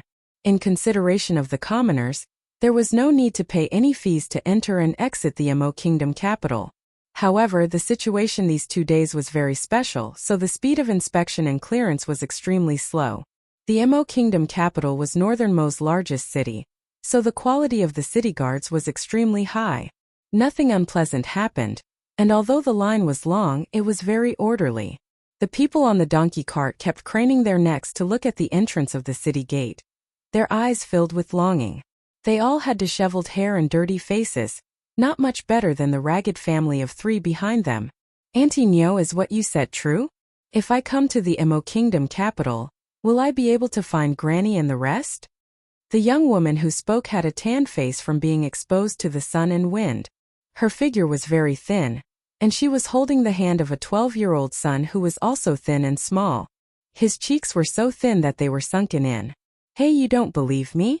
I'm telling you, Su Jiao, your mother-in-law and the eldest branch's family are living very well. In the past, they were doing very well in Shizhou City. 2 years ago, they moved out of Shizhou City without a word. I spent a lot of time and effort before finding out that they came to the Mo Kingdom capital." The old woman who spoke had an envious look in her eyes. She had a protruding chin, revealing her thick black teeth when she opened her mouth. Su Jiao was precisely the daughter-in-law of Old Qiao's third branch. Ever since the day of the zombie outbreak, Old Qiao's third branch's family of 3 had been completely unlucky. Back then, they didn't manage to hitch a ride on the eldest branch's cart and were left behind in the village. As they fled, they almost lost their lives. If it weren't for her family's Qiao Zhongheng erupting with a special ability at the crucial moment, how could the mother and son have escaped the tiger's den? They might have long been fed to a large pile of zombies. Because they left in a hurry, they practically didn't take anything with them. The Qiao family of 3 didn't want to recall their past misery. Chapter 558. Seated on the lazy donkey cart were Granny Nyo and her family from the Wei family village. Many of their large family of more than a dozen people had died in the past few years, and only 7 people, including Granny Nyo, were left. The lazy donkey had also lost a lot of weight, so it was impossible for it to pull 7 people on a long journey. It cursed and fought the entire way, desperately rushing to the Mo Kingdom capital. Speaking of the Chow family, Granny Nyo had a bellyful of anger. Back in Shizhou City, Granny Nyo's family insisted that Chow Wenwan killed their 3rd son and frequently came to collect debts. In the beginning, the Chow family would still give them some food and cloth. But after a long time, even Chow Zhongbang, who had the best temper in the Chow family, became annoyed with them and instructed the city lord to guard strictly. As long as their family appeared, they would be immediately chased far away. Later on, they simply couldn't approach the Chow family in Pear Blossom Alley. Suffering from hunger and cold every day, several people in their family starved to death. Your old Chow's eldest branch couple simply aren't humans. Granny Nyo angrily said, I'm telling you, Su Jiao, you still have to find elderly lady for this matter. As long as elderly lady agrees, we might be able to stay. It's no use finding the eldest branch couple. Those two have hearts as hard as iron. Back then, my family's youngest grandson was so sick that he was about to die, but they weren't willing to give him a mouthful of hot soup. That's right, that's right. Granny Nyo's eldest daughter-in-law, Madame Nebo, tugged Su Jiao's hand and earnestly advised, look at our 4th branch's family of 3, they all starved to death. It's clear how harsh and ungrateful your old Chow's eldest branch is. They simply didn't tell us when they moved away from Shizhou City back then. Bah, tell us? They deliberately avoided us and directly moved away from Shizhou City. Granny Nyo spat and turned her head to the side in an eccentric manner. I'm telling you, Su Jiao, your old Chow's eldest branch is living well. They definitely have better prospects, so they moved to the Mo Kingdom capital. Otherwise, why do you think they moved here? Isn't that logical? Auntie's words are very reasonable, Su Jiao said with a dark face. Sister-in-law, look at how hungry your Xiaolong is. They're both old Chow's grandsons. Why should I? Madame Bo continued to pick and winked at the 2nd branch's daughter-in-law. Madame Sun hurriedly followed up with a few words, but Madame Sun had always been clumsy with words, so she couldn't say much. Upon seeing this, Madame Nebo irritably glared at her sister-in-law. She tugged on Su Jiao's hand and persuaded earnestly, Sister-in-law, I'm only telling you this because I think you're my own sister-in-law. Back then, our family was screwed over miserably by your 1st branch. Not only did the 4th branch's family of 3 starve to death, but the 2nd branch's, oh, you can ask my sister-in-law, her 2 daughters also starved to death. At the mention of her 2 daughters who had starved to death, Sun Shi hurriedly wiped away her tears. At that time there wasn't enough food at home. It must have been enough for the 3 sons of the 1st branch of the Wei family to eat. She gave birth to 3 daughters, but they didn't get much food. In the end, 2 of them starved to death. Granny Nyo waved her hand and said, in short, let's try our best to contact your granny first. The Mo Kingdom capital is so big, who knows where to find them? Su Jiao was so angry that her stomach hurt. When she recalled how her family of 3 had suffered for so many years, yet the 1st branch's people actually ate and drank well, she felt indignant. Humph, I don't believe that we can't find your old Chow family with so many of us. Chapter 559. Not to mention how Su Jiao's party had persistently searched for the Chow family's whereabouts after entering the city with evil intentions. The Crown Prince's carriage had already entered Minshan Avenue. When they were a dozen meters away from the Marquis of Jiayuan's estate, they saw a bunch of half-grown brats crowding around a corner, kicking and punching something. Young master, is it about time? This punk actually dared to speak rudely to young master. He deserves to be beaten to death. Continue beating. A small boy's clear and crisp voice rang out as he harumphed. He actually dares to scold me time and time again? Beat him to death for me. Yi Xiaosan, I heard that this guy seems to be the youngest son of Taichung Temple's deputy minister. If we beat him to death, will something happen? What can happen? I have big brother here. The small boy raised his head and harumphed with his hands on his hips. Let's see if he still dares to oppose me in the academy in the future. I'll beat whoever I want to beat. Beat him. Use more strength, did you not eat? Haha, that's right. We could beat him without fail in the past, let alone now. Now your dad has been conferred the title of Marquis of Zhejiang by the great king. You're the only son of a marquis, who dares to provoke you? Gaofeng, what are you wasting your breath for? Hurry and use more strength. I'm telling you, if you can't cripple him today, don't even think about having an easy time. Young master, can we do it if he's crippled? Why can't we do it? My big brother will take care of everything. Beat him as much as you want. Beat him ruthlessly. The small boy directed his lackeys to beat and kick the boy who had curled up into a ball in the circle. All right, young master.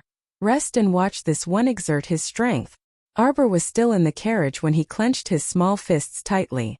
The crown prince coughed and was just about to say something when he was abruptly glared at by the little one's clear and cold eyes. His heart instantly thumped, and he inwardly cursed. The big brother he's talking about is you.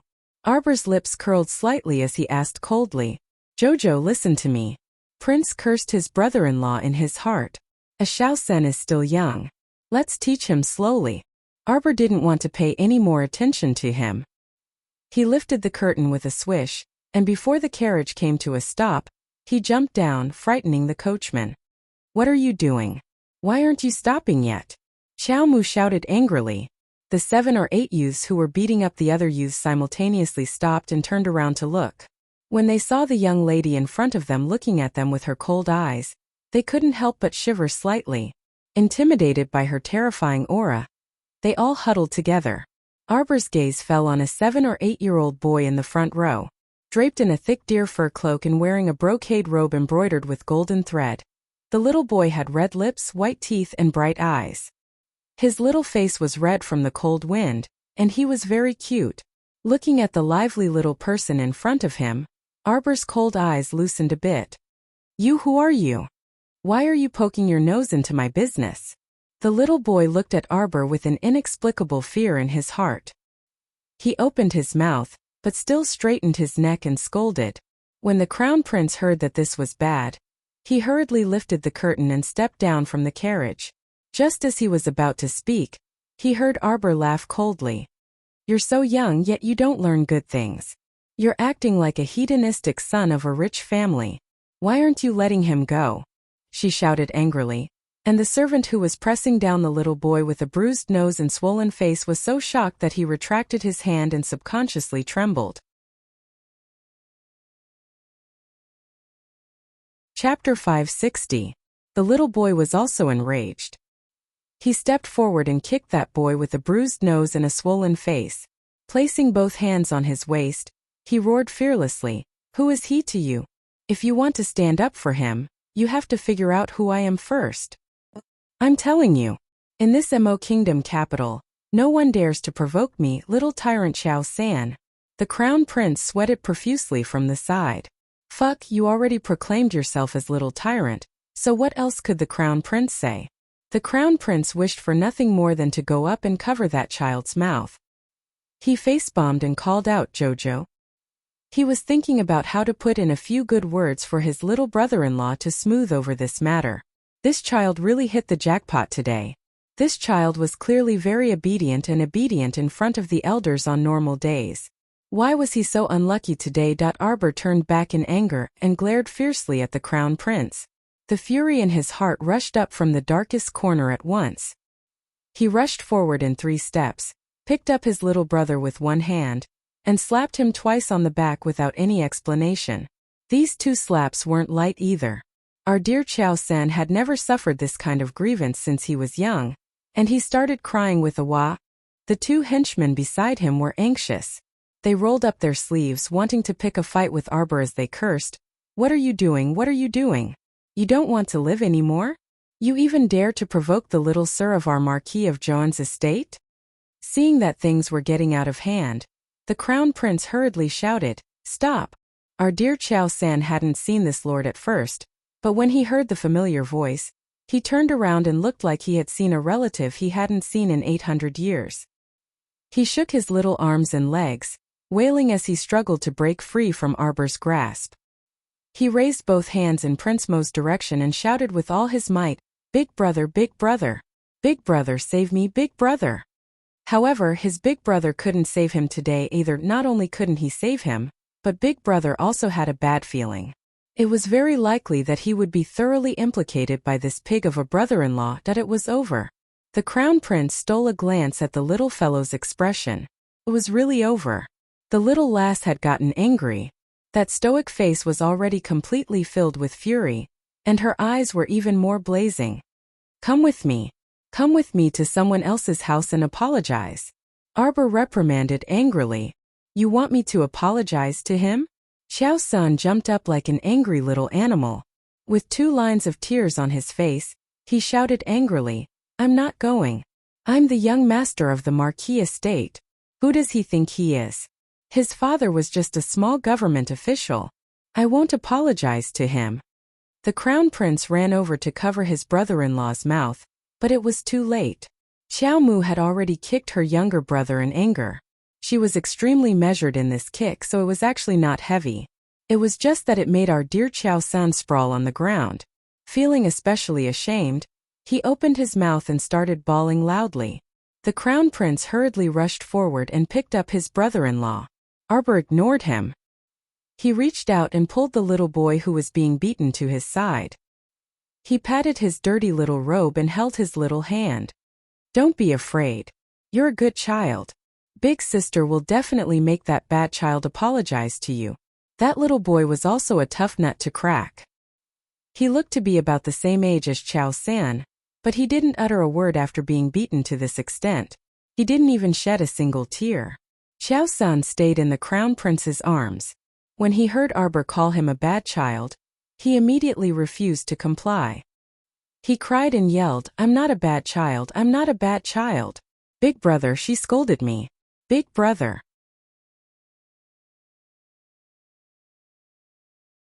Chapter 561. The crown prince's face was full of helplessness.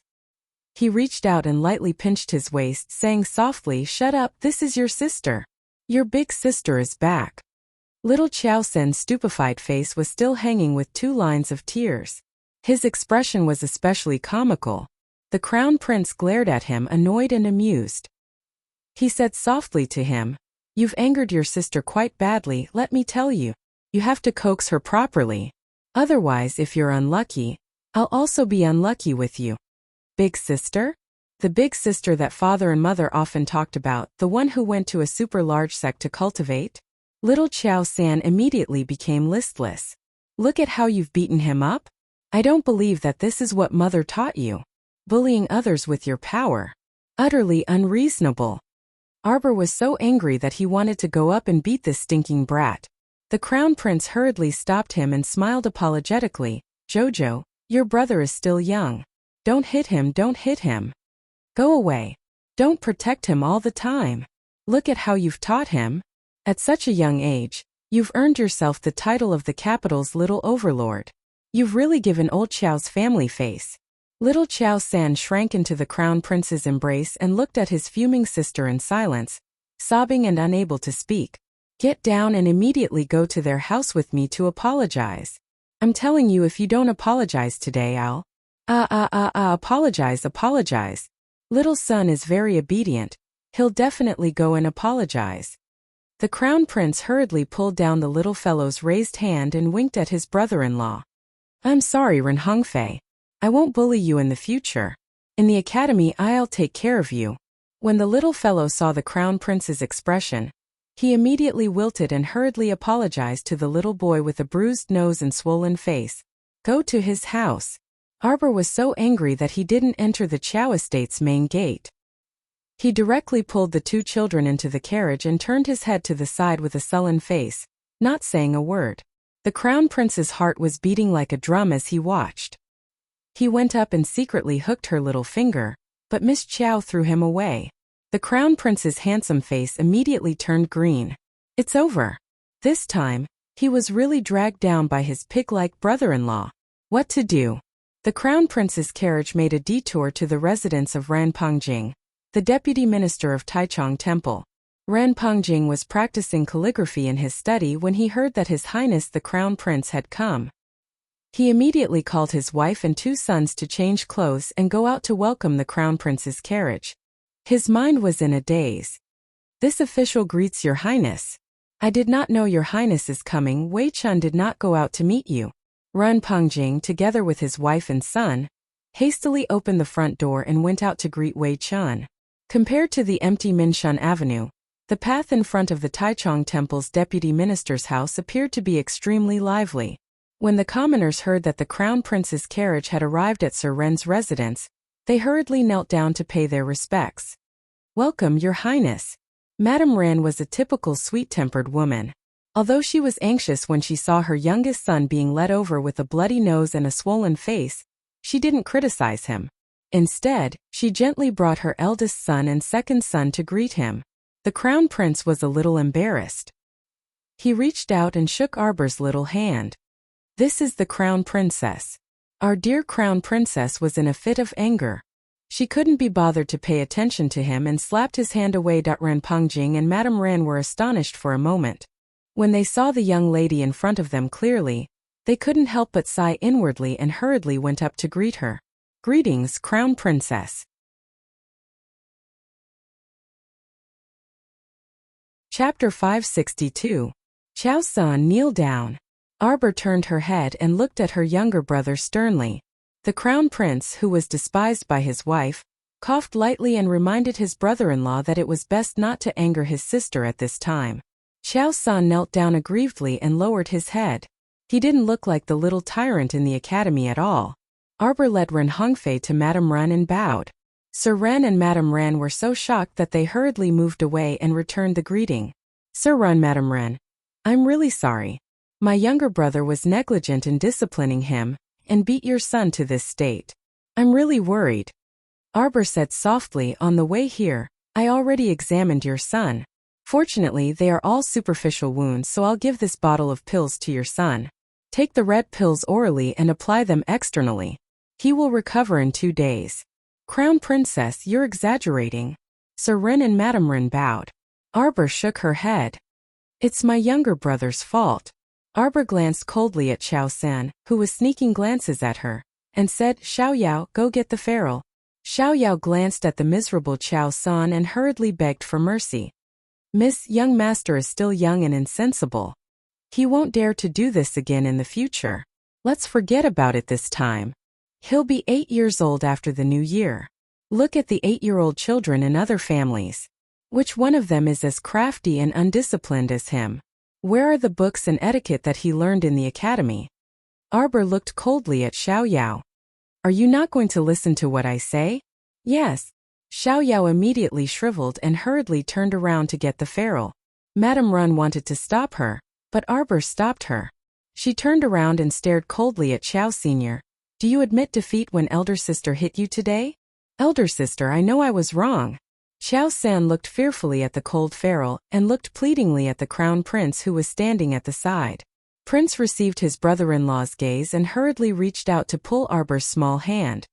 Jojo, Xiao San knows he's wrong. You're still protecting him. Arbor was furious. He pushed the crown prince's hand away and shouted at his younger brother, Hand. Qiao San shuddered and raised his little hand involuntarily. Pa! The ruler landed on his tiny palm, causing little Qiao San to tremble in pain as he burst into tears. After 3 slaps, Crown Prince saw that his brother-in-law's hands were red and swollen, crying pitifully. He couldn't bear it and went forward to grab his little wife. Jojo, that's enough. Xiao San will definitely be obedient in the future. Don't worry, he'll definitely remember this and won't bully his classmates in the future. As he spoke, he quickly winked at Qiao. Senator Qiao Sin wailed, Sister, I was wrong. Sister, sob sob sob. Madame Ren didn't dare to offend the crown prince's brother-in-law and hurriedly tried to dissuade him, saying that it was just children playing around and shouldn't be taken too seriously. After sending off the furious crown princess, the couple looked at each other and pulled their youngest son in front of them to take a closer look. Sure enough, they saw that the wounds on his hands and face had been carefully treated. The medicine used was also unheard of and was very precious. Some of the small wounds on the child's face had already healed. Elder sister is a good person, Ren Hongfei said softly. His father glared at him. What nonsense are you saying? That's Her Highness the Crown Princess. How can you casually claim kinship? Remember this in the future.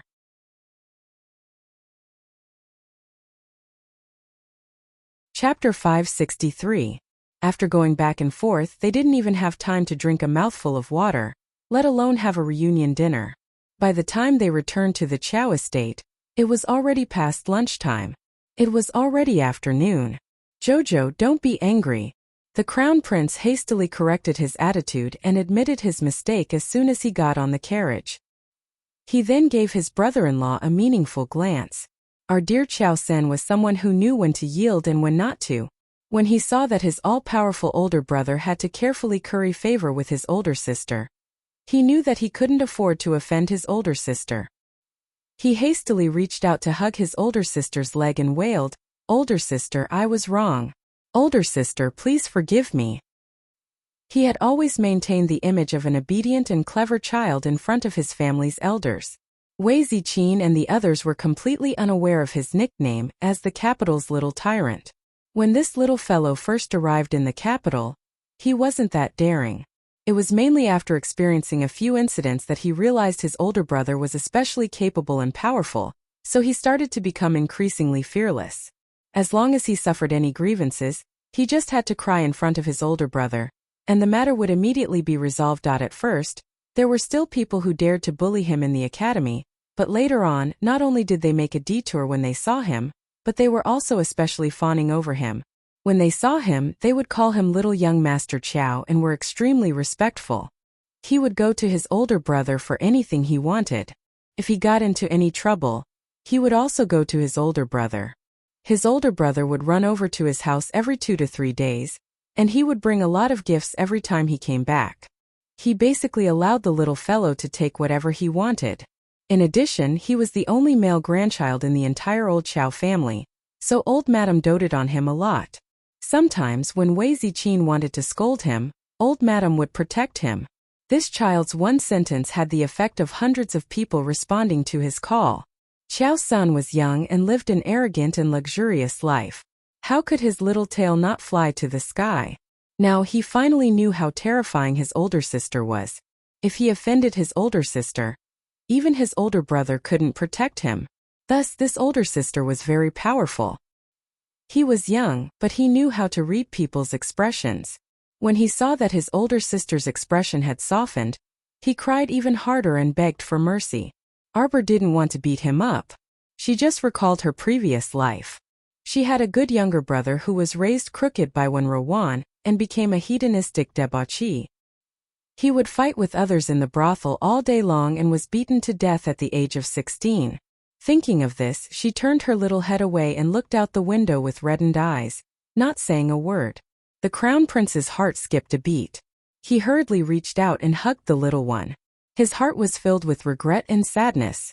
"I'm sorry, Jojo. I swear I won't spoil him anymore. It's all my fault. It's all my fault.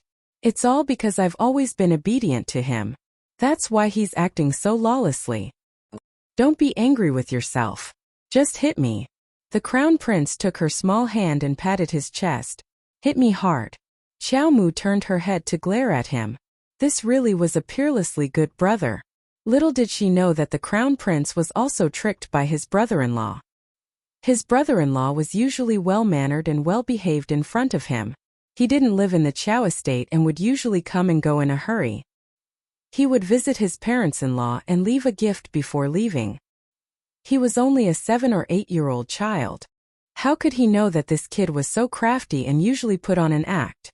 When Mou, that brat, was young, the Crown Prince also allowed his younger brother to do whatever he wanted and gave him whatever he wanted. This brother-in-law was no different from his own younger brother. So who would have thought that his brother-in-law would be so tricked? 10 o'clock in the morning. Chapter 564. The carriage turned back to Minshan Avenue and slowly moved along the bluestone paved street. In the carriage, Chow Sun sobbed for a while. His little face was flushed red, and he looked rather pitiful. Arbor looked at his red and swollen hand and pursed her lips without saying a word. After a while, when his sobbing subsided, She pulled his arm in front of her and flipped her hand to take out a small bottle of ointment. The ointment's effect of removing blood stasis and reducing swelling was naturally excellent. After applying a small piece, Xiao Sen's red and swollen hand immediately reduced by more than half. "Sister, are you still angry?" Xiao Sen peeked at his sister and said weakly. "Xiao Senator sister beat you up. Do you blame me?" Arbor asked softly and stopped what she was doing. Xiao Sen hurriedly shook his head. This child was very clever. When he saw his big brother's gaze, which clearly said, "You dare to blame me. Brother will beat you up again immediately," this little rascal immediately cowered. "Then tell me, why did sister have to mercilessly punish you today?" Xiao Mu asked. Xiao Sen peeked at the crown prince, who glared at him unhappily. He hurriedly turned back and said, I shouldn't have bullied Ren Hongfei. I won't bully him in the future." "That's not entirely the reason." Arbor looked at him indifferently. She put aside the ointment in her hand and said softly, "It's sister's heartache. How could my little brother be like this? Sister doesn't ask you to bring peace to the world through martial arts. But at least, the little brother in my heart can maintain a trace of kindness. Unlike the one in front of us who bullies the weak and unreasonable." "Is it fun to bully him? There are so many of you but you beat and kicked him. Do you have any face?" Little Xiao San sniffled and went up to hug his sister's arm pitifully. He swore with all his might, "Sister, I won't do it again. Please don't be angry. Sister, Xiao San will change. I will definitely change." Big sister's snow moon-like bright eyes revealed disappointment, which made little Xiao San feel very uncomfortable. "Who is that Gao Fong? He's also from the academy. His father is one of the richest merchants in the city." Arbor didn't immediately ask her brother to cut ties with Gao Fong, even though she knew that Gao Fong was one of Xiao Sen's friends in her previous life. However, considering that the child might have a negative reaction, she temporarily suppressed it and did not say anything. The reason why Xiao Sen was like this was inseparable from his family's upbringing. Fortunately, he was still young and could be taught. Therefore, Arbor did not continue to scold him. Instead, he looked out of the window thoughtfully. She did not believe that her parents would teach Xiao Sen to be such a bully. There must be a reason behind it. At this moment, the carriage had already arrived at the main entrance of the Marquis of Jiuan's estate. Wei Ziqin was anxiously waiting at the door. She had just heard that when Jojo came back, he happened to see Xiao Sen fighting with someone. This child did not enter the house and directly took Xiao Sen to the other party's house to apologize. She didn't know what had happened and was feeling anxious. When she saw the carriage stop in front of the door, her eyes lit up. Wei Ziqin took a few steps down the stairs with excitement in her heart. She saw the curtain lift and a 14 to 15-year-old girl draped in ice sable fur came out of the carriage. Her otherworldly face, which was made of ice and snow, crashed into Wei Ziqin's eyes, causing her to be dazed for a moment. It was as if she saw Madame Wei's heart was filled with comfort. Her eyes instantly became blurry with tears. The scroll was finished.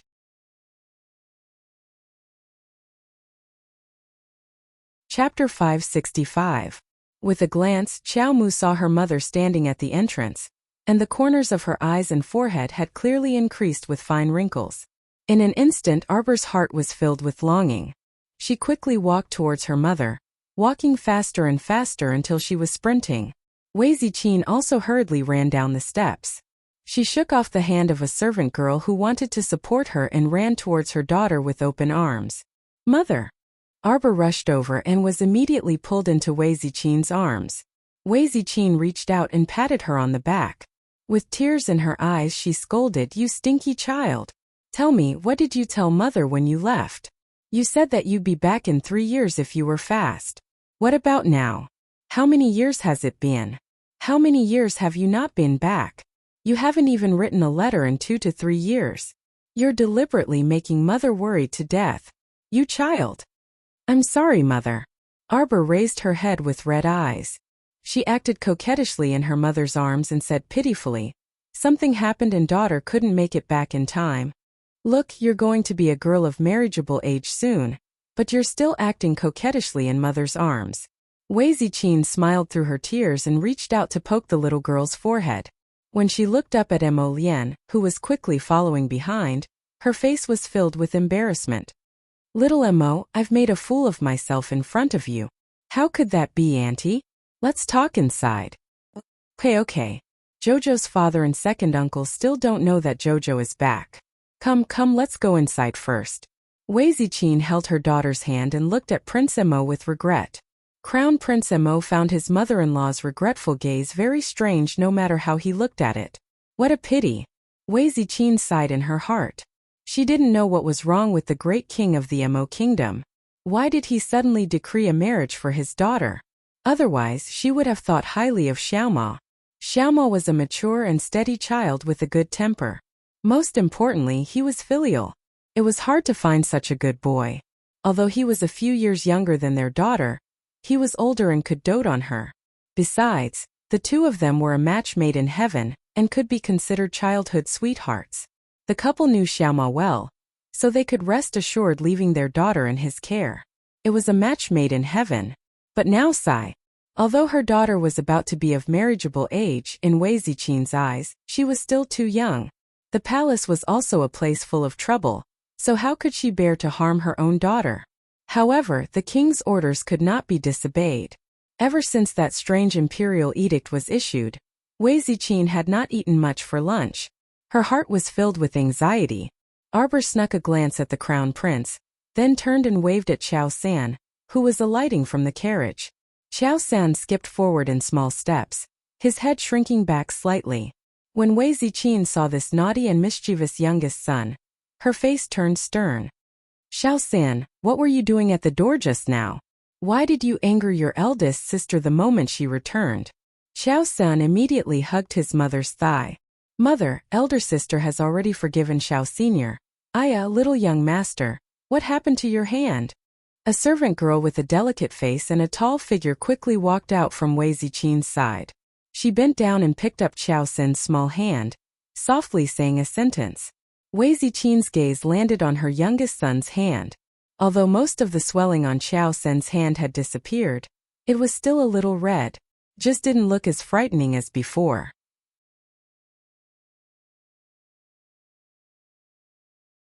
Chapter 566. Wei Ziqin frowned. Donghe, why aren't you greeting eldest miss? You're so unruly. Only then did the maidservant named Donghe put down Xiao San's hand in terror. She turned around and gave Arbor a salute. Donghe greets eldest Mississippi. Arbor swept a glance at her before turning to look at her mother.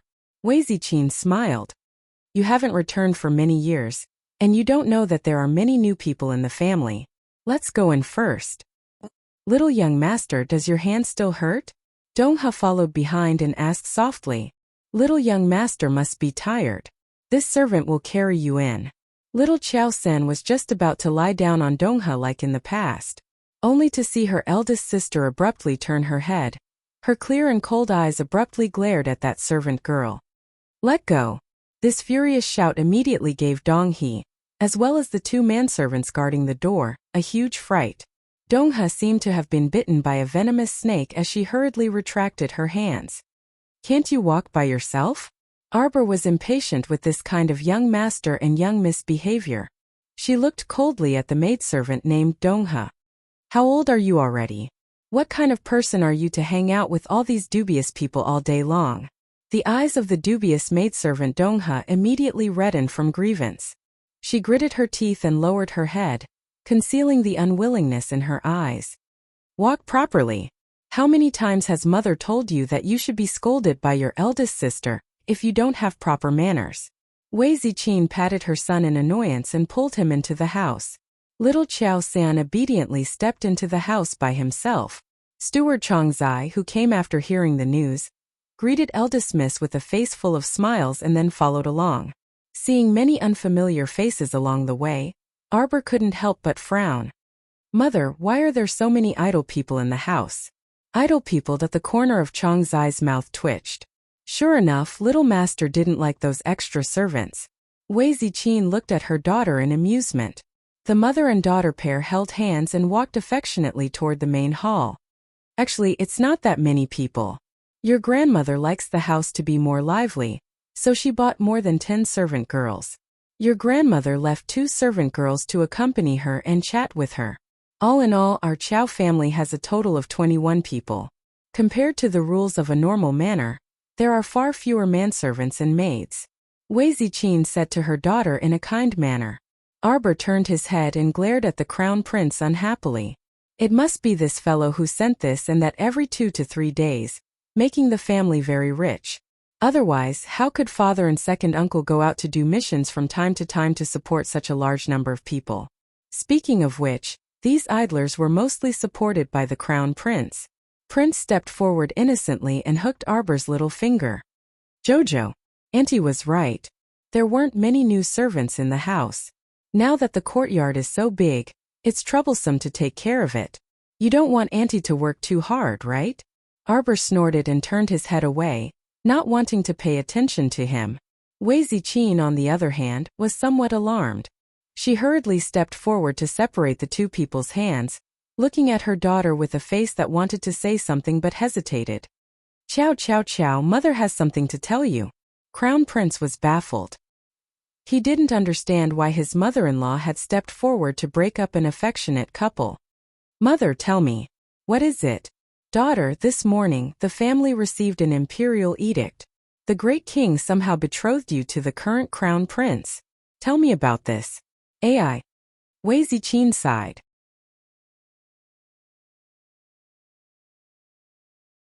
Chapter 567. Wiping away her tears, Wei Ziqin looked at the crown prince with regret. She couldn't bear to part ways with the child she thought highly of, so she said, Little Mo, Auntie knows that you like our family's chow chow. But this matter. Sai, His Majesty had randomly arranged a matchmaker, and had even arranged a marriage for no reason.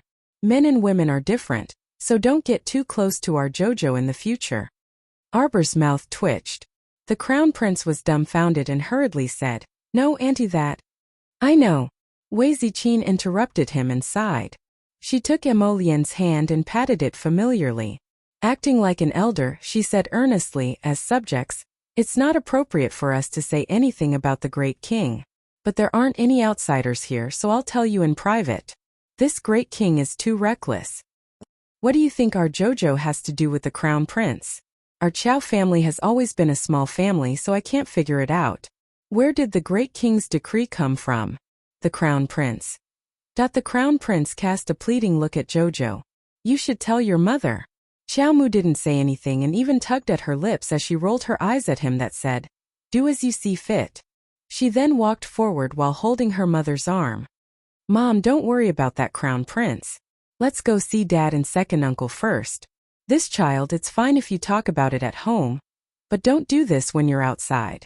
That's the crown prince, you can't disrespect him. Wei Ziqin reminded her daughter.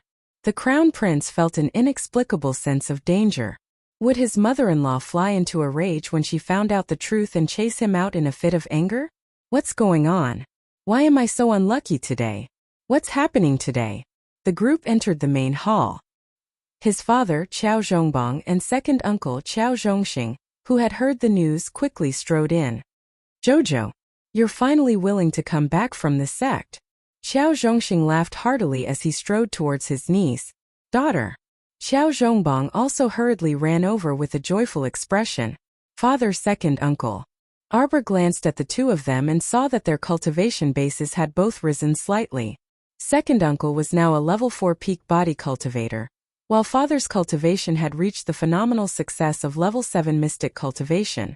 Compared to the geniuses of the large sects, the growth of their cultivation was very slow.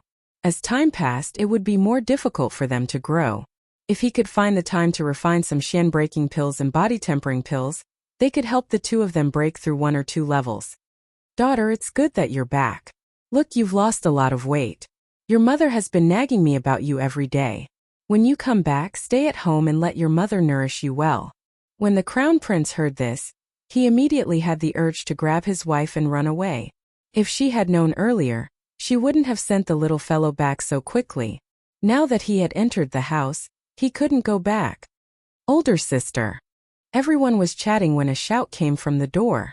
Arbor turned around and saw Shaolin Er's rosy little face full of smiles. Her pair of eyes were wrinkled and sparkling as she dashed through the door and threw herself at her. Arbor hurriedly reached out to catch her. Her heart instantly filled to the brim. Her younger sister was no longer as pitiful and submissive as she was in her previous life.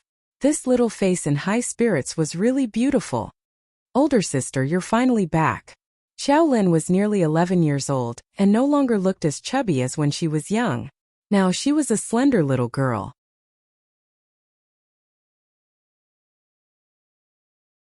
Chapter 568. Xiaolin, you've grown a lot taller. Arbor looked at her little sister's cheerful figure, and her mood was lifted. She had also temporarily thrown all those troublesome matters to the back of her mind. Sister, you're even prettier than before. All right. These two sisters have only just met and they're already praising each other. Wei Ziqing couldn't help but giggle. She held her daughters in each hand and couldn't hide her fondness for them. Jojo, mother will take you to see your Nanju garden. You'll live there in the future. If you don't like it, how about we change? When the crown prince heard that, he was going to live there. The crown prince hurried forward and smiled at Wei Ziqing. Auntie, Jojo still has to return to the palace today. There's a palace banquet tomorrow night. Auntie must know about it. When the banquet is over, it won't be too late for Jojo to move home in 2 days. The crown prince's words meant that he still had to wait for the banquet to be over before he could return home in 2 days. To put it bluntly, the queen's palace banquet had nothing to do with whether or not Arbor moved home. Even if Qiao Mu were to stay at home now, she would just enter the palace with her mother tomorrow night. After all, her mother was currently a marchioness with a third-rank title, so she definitely had to attend the banquet and meet the noble ladies of the capital while she was at it. Of course, the banquet wouldn't be a good one. This was inevitable. She would see who dared to provoke her. Arbor's mother was led astray by the crown prince's words. When she thought of the palace banquet, she frowned. Jojo, I don't know what the crown prince's personality is like. When you enter the palace tomorrow, you'll probably have to meet him. I don't know what that great king is thinking. You haven't even reached marriageable age yet, and he's already betrothed you to His Highness the Crown Prince. Although there's still some time before the wedding, the status is already set. Her mother began to nag about her daughter's boundless marriage path again. Full of worry. Arbor's mouth twitched. She received the crown prince's pleading gaze and couldn't help but curse him inwardly. She snorted and turned her face away. The crown prince hurriedly stretched out his finger to scratch her small palm and gently tugged at her. Arbor coughed and reached out to hold his mother's arm and said softly, "Mother, do you remember what I told you before? There was once when your daughter was almost kidnapped by someone from an evil sect, but was saved by a young hero?" I remember. Of course mother remembers. Wei Ziqing's face paled at the mention of this. She still remembered that her daughter had told her that someone from the evil sect had taken a fancy to her daughter's talent and wanted to capture her to make her into a puppet. Yes, actually that young swordsman is the current crown prince. Wei Ziqing opened her mouth slightly. His Highness saved you? Okay. Arbor nodded.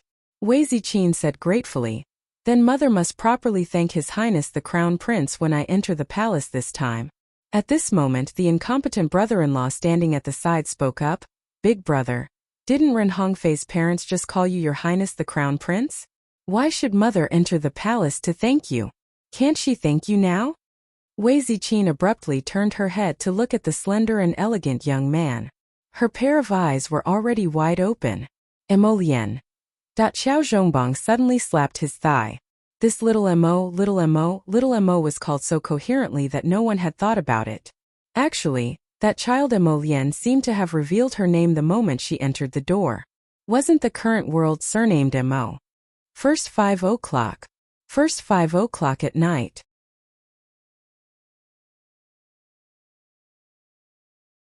Chapter 569. Xiao Zhongbang, Wei Ziqing, and the others were just about to step forward to salute when Emolien hastily stopped them. Uncle, Auntie, there are no outsiders here, so we won't pay attention to those empty formalities. What a joke. His little wife was glaring at him, so how could he dare to let Xiao Zhongbang and his wife greet him? I didn't deliberately hide it from you before, so please forgive me. Your Highness the Crown Prince is too serious, Xiao Zhongbang quickly said. Uncle, Auntie, you can call me Little Mo like you always do at home. Uncle, Auntie, and second uncle are all my elders. So calling me this sounds more intimate. This. Xiao Zhongbang hesitated for a moment, but it was Wei Ziqin who readily agreed. Little Mo, you're too much. You didn't say anything and made Auntie worry for the entire day. She thought that the great king had randomly arranged the mandarin ducks, but who knew that it was actually a misunderstanding? Arbor stood at the side without uttering a word. She could tell that the crown prince had been putting in a lot of effort to visit her family recently. Look at how happy he had coaxed her mother, calling him Little Mo this and Little Mo that. In the beginning, perhaps there were still some restraints due to her identity, but after chatting for a while, her mother completely recovered to her usual self. Prince Mo chatted with Arbor's mother for a while before turning to smile at Arbor. See, I already told my future parents-in-law. There's no problem at all, right? Arbor turned her small head and pulled Xiao Lin's hand. Xiao Lin, you triggered your mystic meridians. Xiao Lin nodded vigorously. Last year, a mentor from the Mystic Cultivator Association helped me trigger my mystic meridians successfully. Sister, I'm a level 4 mystic cultivator now. A level 4 mystic cultivator who wasn't even 11 years old was already considered outstanding talent and excellent constitution. Arbor nodded in satisfaction. Sister can tell that you worked very hard. Xiao Lin's eyes revealed a smile, and she pursed her small lips. While the family was happily chatting, Dong He's silhouette flashed at the door. She then swiftly went out and hurriedly ran towards the old madam's longevity court. The old lady had just finished her afternoon nap, and Dong He happened to bump into her as she was getting up. Hearing that Dong He had rushed over, the old madam's eyes flickered slightly, and she said to the head maid beside her, Shayun, bring her in. Soon, Dong He's tall figure appeared before Wang Shi's eyes. Dong He, you came to find me in such a hurry. Did something happen on master's side? Old madam held a cup of tea and drank it unhurriedly. Her eyes swept over Dong He, who was kneeling in front of her without batting an eyelid. Dong He hurriedly crawled to old madam on her knees and deliberately squeezed out 2 drops of tears. Old madam, I'm afraid you still don't know. Young miss is back. What?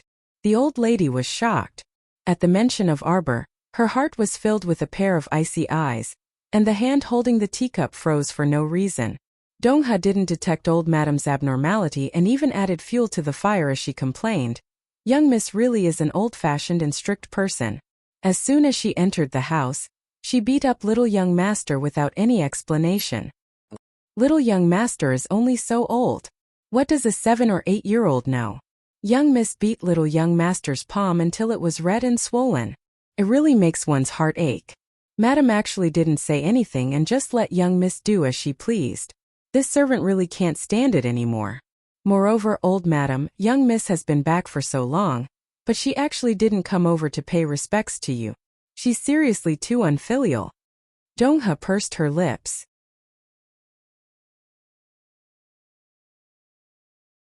Chapter 570. Just now, this servant saw that little young master was beaten so pitifully, so this servant wanted to carry little young master away to apply some ointment.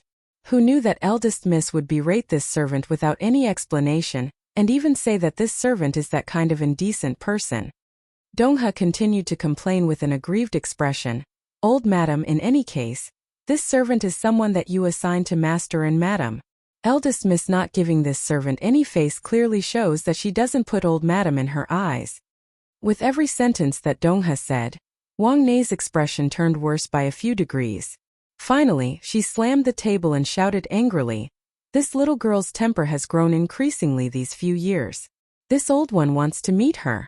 Look at how good my good granddaughter is now to be able to do something like beating her own younger brother the moment she entered the house, causing the entire family to be in a state of chaos. Having achieved her goal, Dong He secretly revealed a sinister smile. She hurriedly wiped away her tears and stood up, following old madam with small steps.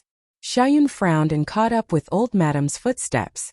She whispered, Old madam, you're going to the antechamber by yourself? Then why are you looking for eldest miss? Don't forget, eldest miss's current status is completely different. Early this morning, His Majesty issued a marriage decree and has already betrothed her to His Highness the Crown Prince. Eldest Miss is now Her Highness the Crown Princess. There's a difference between a monarch and a subject. If you rashly rush over to reprimand her like this and someone with ulterior motives finds out, they will definitely make a big fuss about it. Thinking carefully, old madam almost broke out in a cold sweat.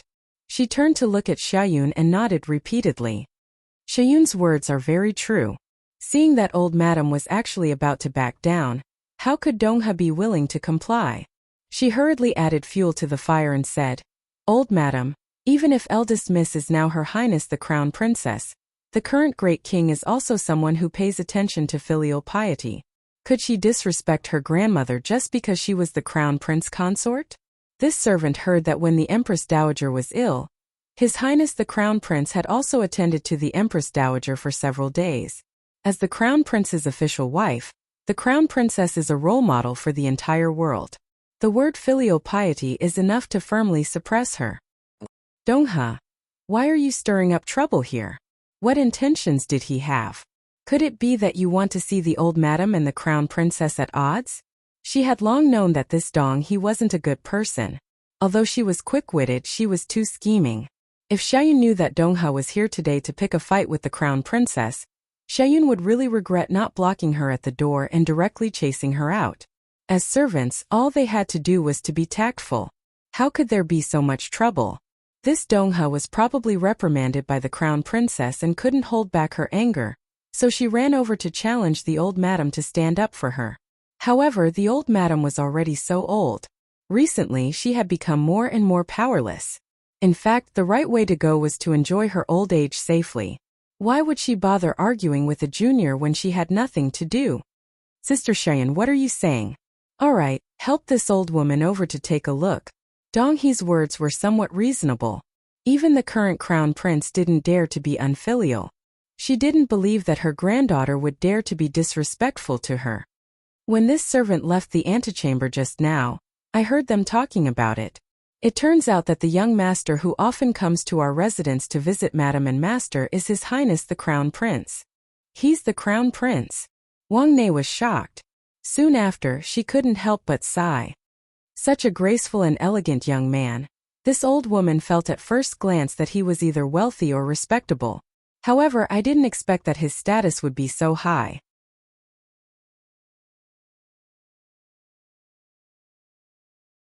Chapter 571. When elderly lady was helped into the room, everyone was happily chatting. As soon as elderly lady Wang entered, the entire living room was dead silent.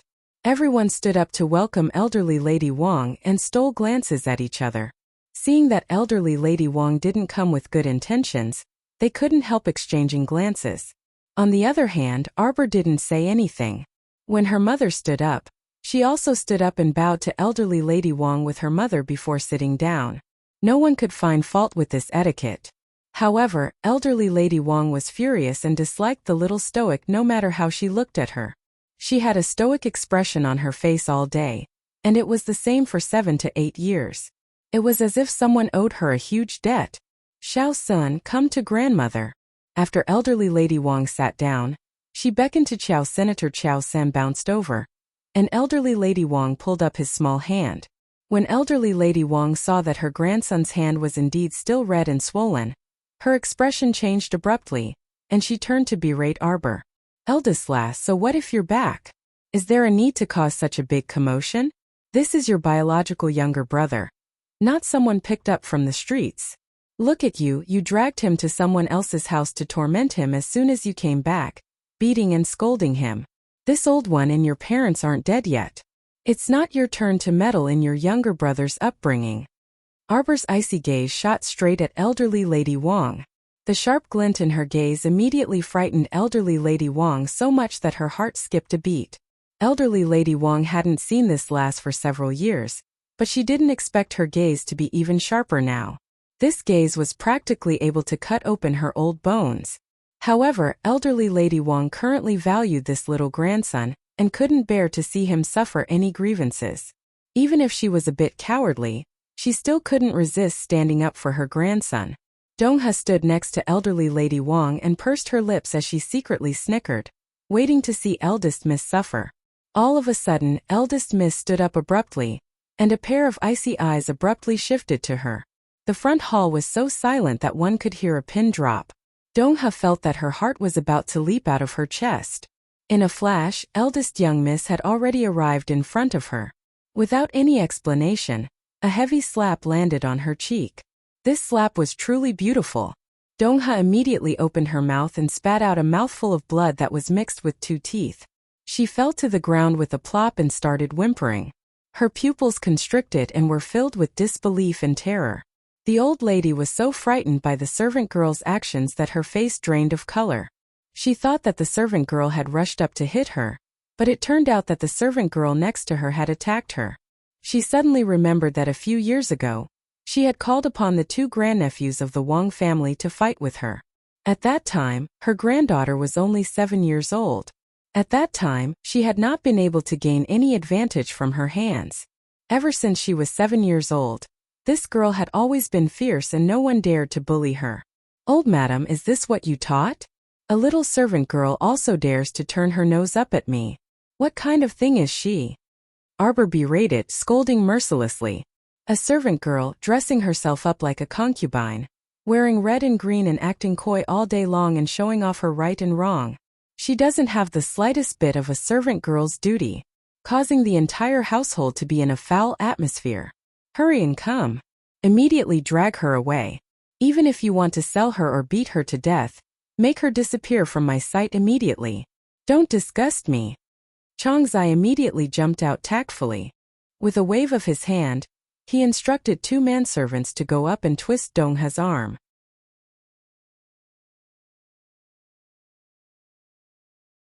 Chapter 572. Old Madam was so infuriated that her chest heaved up and down repeatedly. She pointed at Arbor and said "you" for a long time, but she couldn't utter a complete sentence. Her eyes were so furious that they were about to spit out flames. "What right do you have to sell me? What right do you have to sell me? I'm old madam's person." Donghee's arms were twisted by the 2 manservants, and her eyes couldn't help but widen as she struggled non-stop. Her head of jewelry and jade shook, and her disheveled appearance cut a sorry figure. Arbor's bellyful of anger instantly exploded, and he fiercely kicked that last Donghee, sending her flying out from the 2 manservants' hands. She fell to the ground fiercely, and her head knocked against the thick stone slab, instantly creating a bloody hole. The surroundings were dead silent. All the servants stared at the enraged eldest miss with fear and trepidation. They only felt as if their hearts were gripped by a giant palm, and they were so frightened that they were somewhat unable to breathe. "What right do I have to sell you?" Arbor shouted sternly, then turned to Steward Changzai and roared, "Go and bring her indenture contract here. Immediately." "Yes, yes, yes." Changzai hurriedly signaled to the manservants with his eyes. The group of people swiftly rushed to Longevity Court. Since she said she was old madam's person, then the indenture contract must be in Longevity Court. Old Madam looked on helplessly as that group of manservants accepted Arbor's order without any moral integrity and openly ran to her court to search for the indenture contract. She was so angry that her chest kept panting, and she was almost unable to breathe. Not a moment later, a few quick-witted manservants dug out the indenture contract, and a thin stack was handed over to eldest Mississippi. "Do you see this? Your indenture contract is now in my hands. If I want you to live, you'll live. If I want you to die, you'll die for me." Arbor waved the slave contract in his hand, scaring Dongha, who was curled up on the ground, to the point that she scrambled to the old lady's side and cried, "Old lady, save me, old lady, save me." That was a weeping pear blossom bathed in the rain, her coquettish eyes brimming with charm. That last Dongha's entire body was trembling. Seeing that old madam was panting heavily without making a sound, she looked up in Xiao Zhongbang's direction and crawled towards him while crying, "Master, master, save me." He knew that the old lady was up to no good again. This Dong He, judging from her enchanting appearance, was definitely someone who wasn't content with her marriage. Most likely, the matriarch had even promised her that if she found an opportunity, she might even promote her to be her father's bed warmer. Xiao Sen was ruined by you demons. Arbor stepped forward and stomped on Dong He's back, directly making her lie there and unable to move. Drag her out, flog her 30 times, and immediately sell her. From now on, this will be the outcome of whoever dares to talk nonsense again. Arbor said coldly as he ruthlessly stomped on Dong He's back with his small foot. Dong He howled as she was dragged out. She never expected that she would become a part of the play when she only came to watch the show. Old Madam was so angry that she sat paralyzed on the ground. She pounded the ground and wailed, "My descendants are unworthy. My descendants are unworthy. Ah, I'm already so old, but I'm being humiliated by my granddaughter like this. I can't live anymore. I can't live anymore." As he spoke, he patted his chest and gasped for breath. Xiao Zhongbang awkwardly glanced at the crown prince, who was sitting calmly on the side. A pitch-black shadow had appeared at the crown prince's side at some point in time, and Huifeng followed him like a shadow. The crown prince secretly sent him a look, and Huifeng understood and left after receiving the order.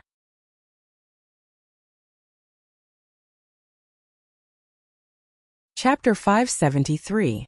This was truly a farce.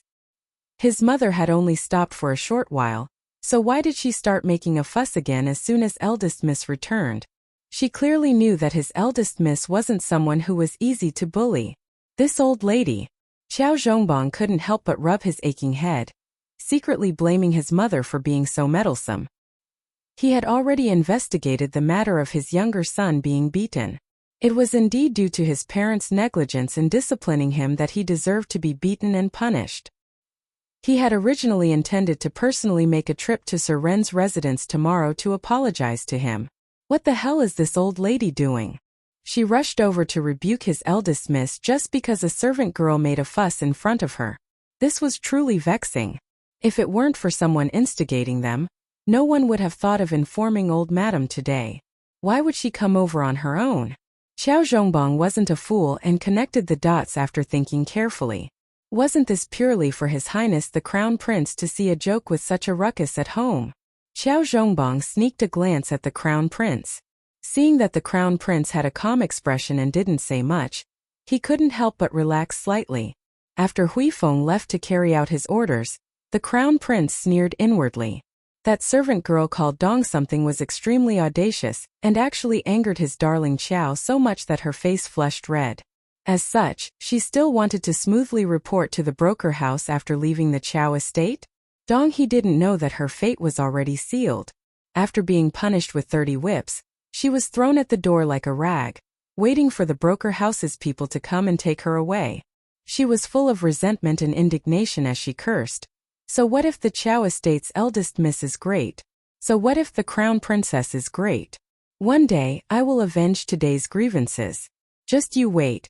The two servants disliked her and directly stuffed her mouth with a rag. Mother, please get up first. Wei Ziqin sat still with a cold expression, but Xiao Zhongbang couldn't sit still anymore. He couldn't possibly watch his mother sit on the ground like a village woman and make a scene in front of the crown prince. You unfilial son. The old lady slapped Xiao Zhongbang in the face. A few years ago, Xiao Zhongbang's sincere heart was almost obliterated by Laonyang. Now his heart had long since cooled down, so naturally it would not hurt anymore. On the other hand, second uncle Qiao Zhongxing was enraged. He stood up with a whoosh and said angrily, Mother, what are you doing? Have you had enough? You guys, why aren't you helping old madam back to longevity court? Ah, the son is unfilial and the daughter-in-law is unvirtuous. Ah, his descendants are unworthy. What's the point of me living? Just let me die. The old lady howled, wailing to the heavens. Xiao Zhongbang got up quietly and ignored her. Arbor coldly glanced at the old lady. Suddenly he flipped his hand and took out a small bottle of liquid medicine from his inner world. He slowly walked over to the old lady and handed it over. Here, drink it. The old lady's eyes widened as she looked at him. Her lips involuntarily trembled. What is this? Poison. Drink a mouthful, and I guarantee that you'll die thoroughly. The old lady's face drained of color as she raised her head. Everyone in the courtyard was even more silent. They pursed their lips and didn't make a sound. The entire front hall was filled with a terrifying silence. Do you need me to find someone to wait on you? Arbor asked coldly. You. The old lady was also a coward. When Arbor was fierce to her, she became somewhat listless. Looking into Arbor's emotionless eyes, her entire body couldn't help but tremble. Today it ended at 10 p.m. Next week 6 p.m.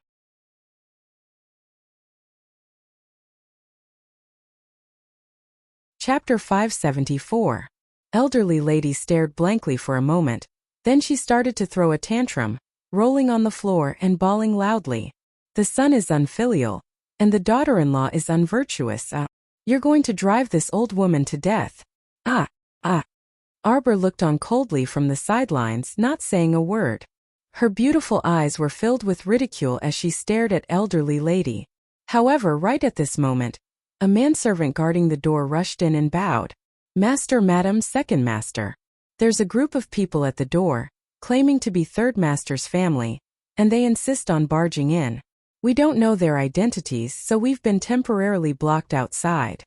When elderly lady heard the words third master, it was as if her ears had been pricked. She instantly stopped throwing tantrums and raised her head to shriek. It's Zhongheng's family is here. I want to see them.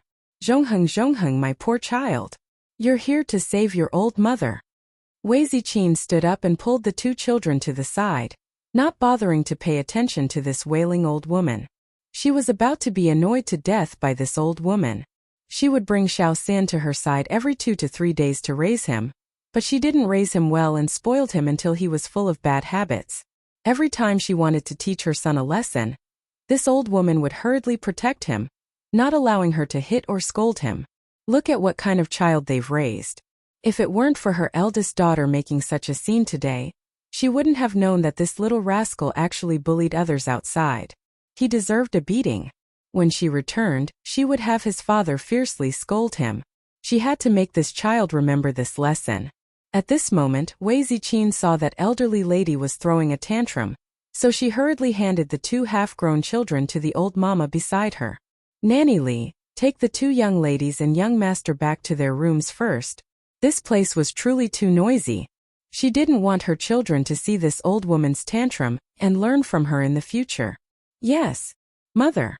Xiao Lin still wanted to stay and watch the show, but her mother glared at her. Go back.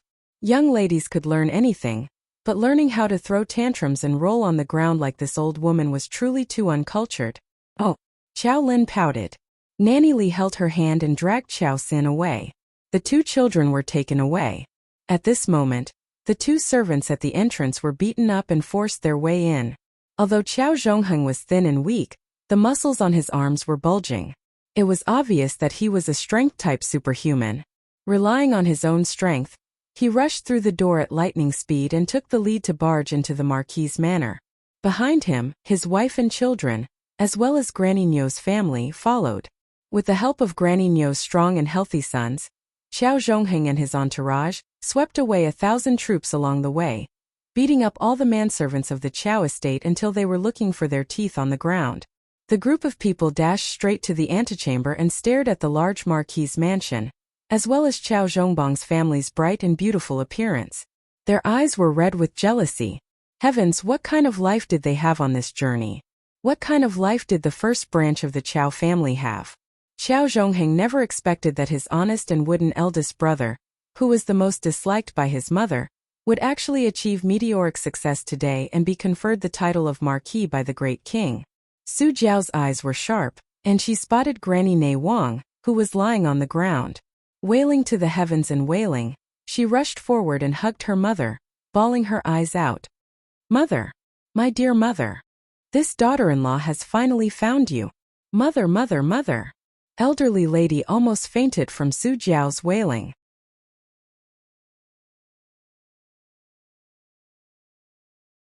Chapter 575. In addition, Su Jiao's filthy and stinky body carried her over. The stench assailed the nostrils as soon as she opened her mouth, and old madam almost fainted from nausea. Xiaoyun wanted to go up and help old madam up, but Su Jiao forcefully brushed her aside. She hugged old madam tightly and refused to let go, as if she had caught a life-saving straw. Su Jiao hugged old madam tightly and glared at everyone like a tiger eyeing its prey. Old madam had lived like a princess these past few years. Now that Su Jiao was strangling her with a stinky body, old madam was about to be strangled to death. Mother! Your son is unfilial. You took so long to find mother. Qiao Zhongheng rushed over and knelt in front of his mother to cry. When old madam saw her son's shriveled appearance, grief welled up from her heart. She reached out to hold Qiao Zhongheng's hands as tears streamed down her face. Xiaolong, hurry up and greet grandmother. Kowtow to grandmother. Su Jiao berated her son. Xiaolong hurriedly went up and cried, grandmother. The family of three gathered around old madam and cried fiercely. Old madam didn't despise Xiaolong for being filthy. Looking at her plump grandson who had become as thin as a shriveled green bean, her heart ached so much that she almost fainted. When this large family rushed in, Arbor had already ordered people to close the main door. Although there weren't many people on Minshan Avenue, no one in the Qiao estate was willing to perform a drama with the main door open. Great, now that the three generations had performed a great show together, it was Granny Niu who impatiently kicked Su Jiao's leg from the side, which made Su Jiao, who was still weeping bitterly, come back to her senses. Mother, how have you been these years? Su Jiao pretended to wipe her tears as she stole a glance at her sisters-in-law sitting on the side. The moment he saw this, he was immediately filled with anger. Wei Ziqin's face was fair and delicate, with only a few faint wrinkles at the corners of her eyes. She wore a lotus-colored jacket embroidered with peonies, paired with a flower-sprinkled pleated skirt of the same color. She looked like a rich and noble person. The most hateful thing was that Wei Ziqin had been sitting there without batting an eyelid from the beginning until now. No matter how Qiao Zhongheng's family of three kicked up a fuss, she didn't say a word for a long time. This behavior infuriated Su Jiao into gnashing her teeth. In the past, when she was at home, she was the most popular in front of the old lady. In terms of food and clothing, how could Wei Ziqin compare with her? But now, her family of three was like beggars begging on the streets. While Wei Ziqin had been gloriously promoted to the Grand Marquise Estate's madam, she was dressed in silks and satins, and she was also eating exotic delicacies. This disparity was so great that it made Su Jiao's entire heart twist fiercely. The son is unfilial and the daughter-in-law is not virtuous. When the old lady heard her youngest daughter-in-law's question, she immediately cried again. Qiao Zhongbang seemed to be energized as he sprang to his feet and immediately reprimanded Qiao Zhongbang. Eldest brother, how can you be so unfilial? Look at how angry mother is. Have you taken good care of mother all these years? I told you that mother can't do without me to take care of her. Su Jiao squeezed out 2 drops of tears and said bitterly, Mother, how about letting your daughter-in-law and eldest grandson take care of you in the future? Okay. Elderly lady repeatedly agreed. But will eldest brother and the others welcome us? Su Jiao deliberately asked, and the corner of her eye twitched as she instigated Wei Ziqin with a glance. He dares not to welcome us. Elderly lady immediately roared with vigor. We're all brothers of the same family, blood-related brothers who won't leave even if they're beaten to death. If he can bear to part with that face, he'll chase you all out along with this old lady.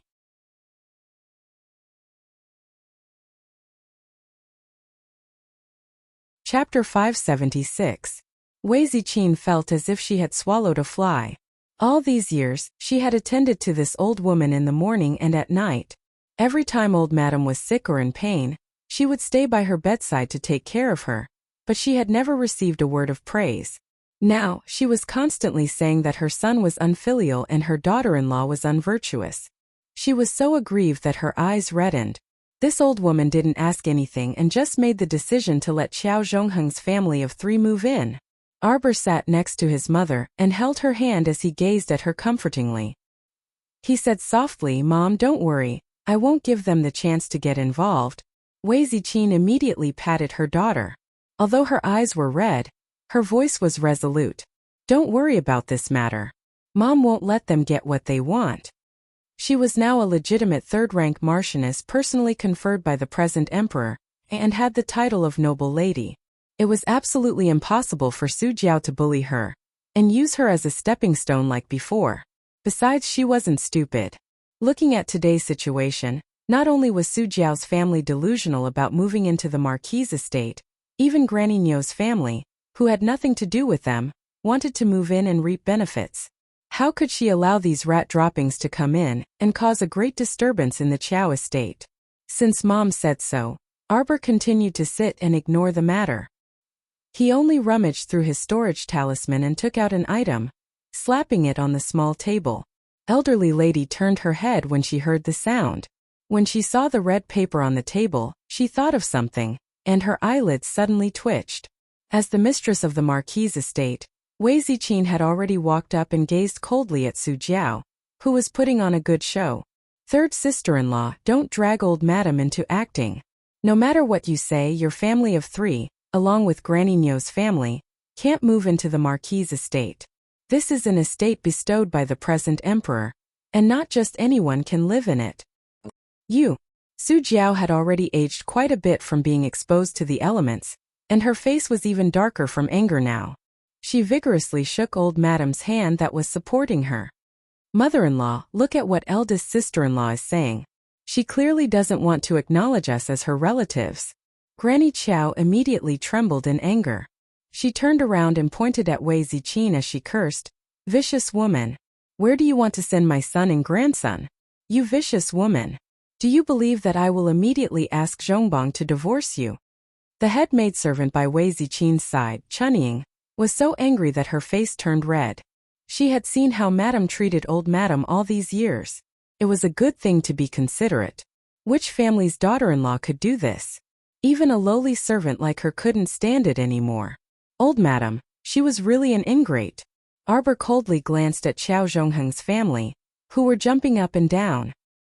He picked up the piece of paper and walked to old madam's side. He supported his mother and said, "Old madam, don't tell them that my mother is now a third-ranked noble lady.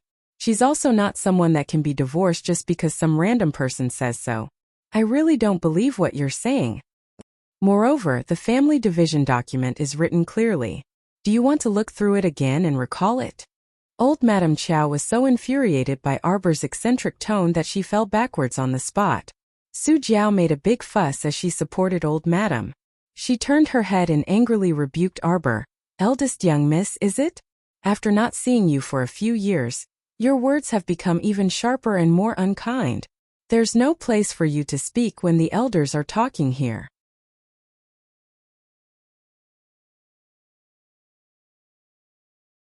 Chapter 577.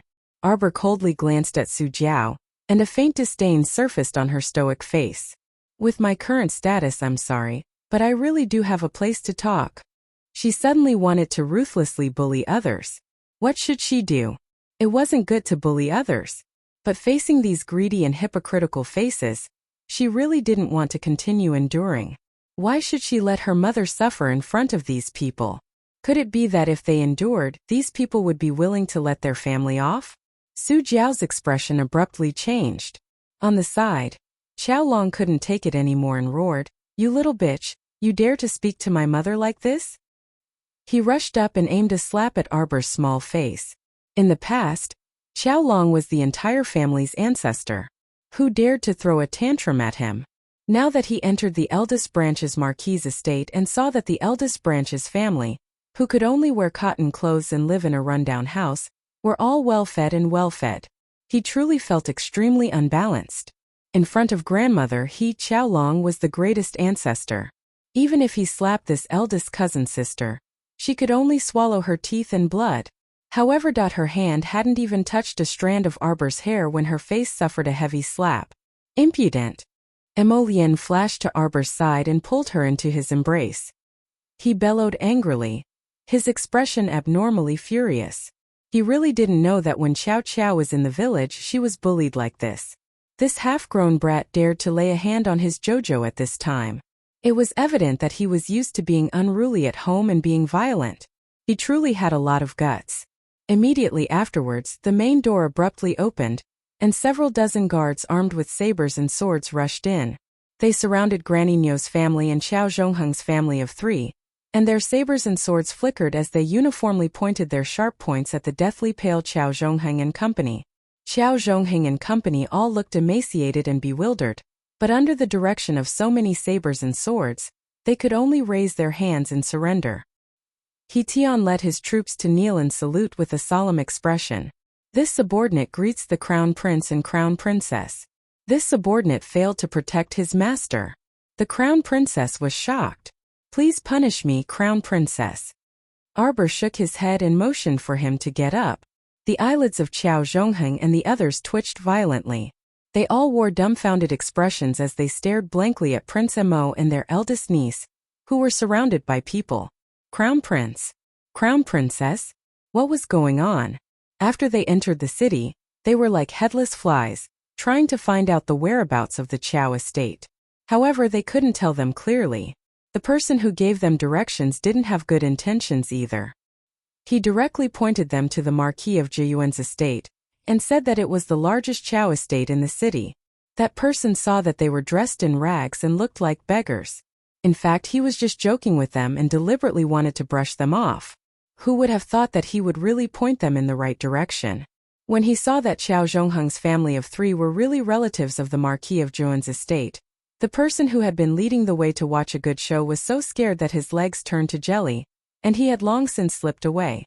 Qiao Zhongheng and company went straight to the Qiao estate as soon as they arrived, so they didn't find out what was going on at all.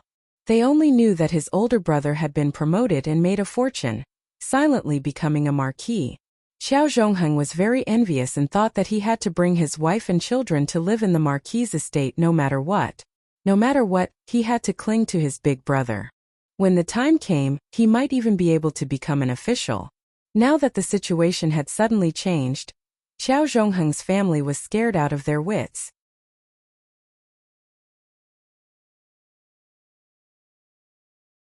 Chapter 578. He Tian's furious shout was heard. A bunch of unruly commoners. Why aren't you paying your respects to the Crown Prince and Crown Princess when you see her?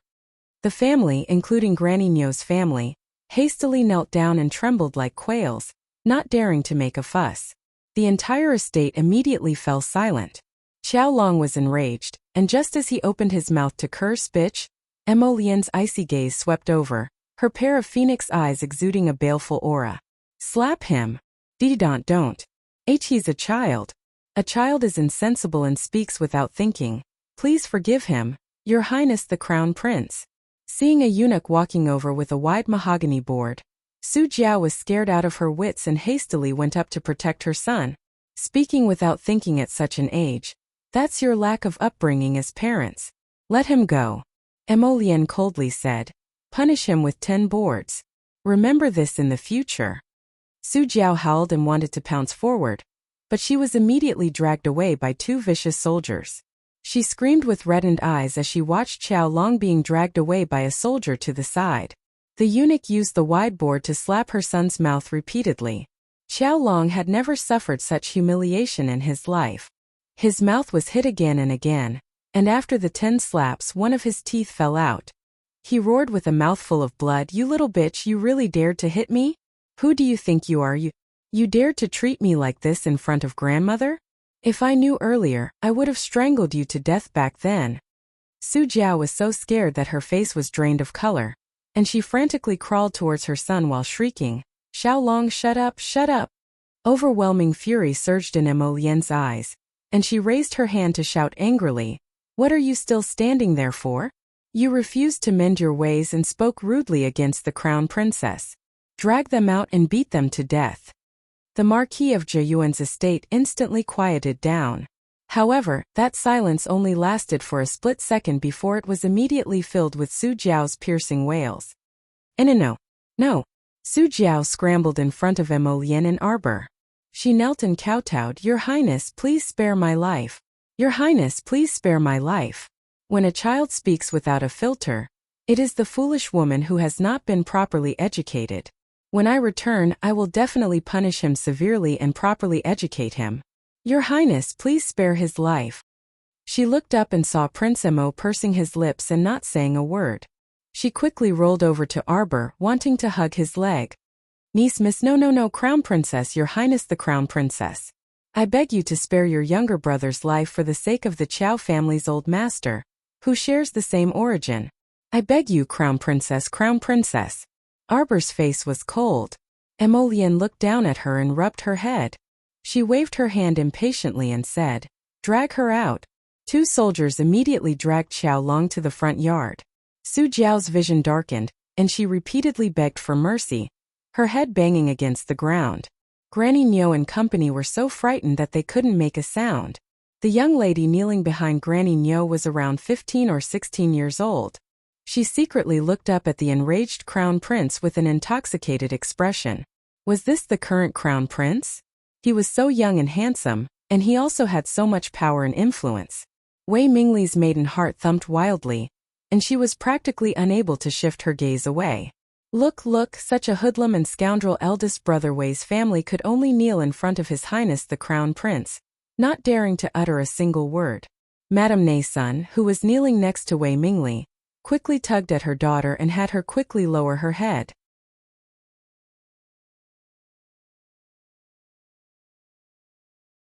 Chapter 579. Madame Neisun was timid. In front of the Crown Prince, she was alarmed and scared when she saw her daughter staring at that person's face without any etiquette. She was also worried that her daughter would be ignorant and cause trouble, so she quickly tugged at her to make her bow her head. Of her 3 daughters, 2 had starved to death, so she only had this one daughter left. Second young Master Wei had also died of illness 2 years ago, so the mother and daughter had to rely on the eldest branch to survive. They had already lived in fear and trepidation, so she didn't want to cause any more trouble now. How could she have known that a young girl's yearning for love was actually fantasizing about the Crown Prince at this very moment? Wei Mingli completely ignored Madame Neisun's reminder as she stared fixedly at the Crown Prince. Her gaze was too sharp, so Arbor immediately looked over vigilantly. His cold and clear eyes swept over Wei Mingli as he said in displeasure, "Why do you keep staring at me?" Everyone. The Crown Prince's pursed lips turned up slightly. For some reason, he suddenly recalled Koita Sek's Chi Mei sorry state back then that his darling was as funny as ever.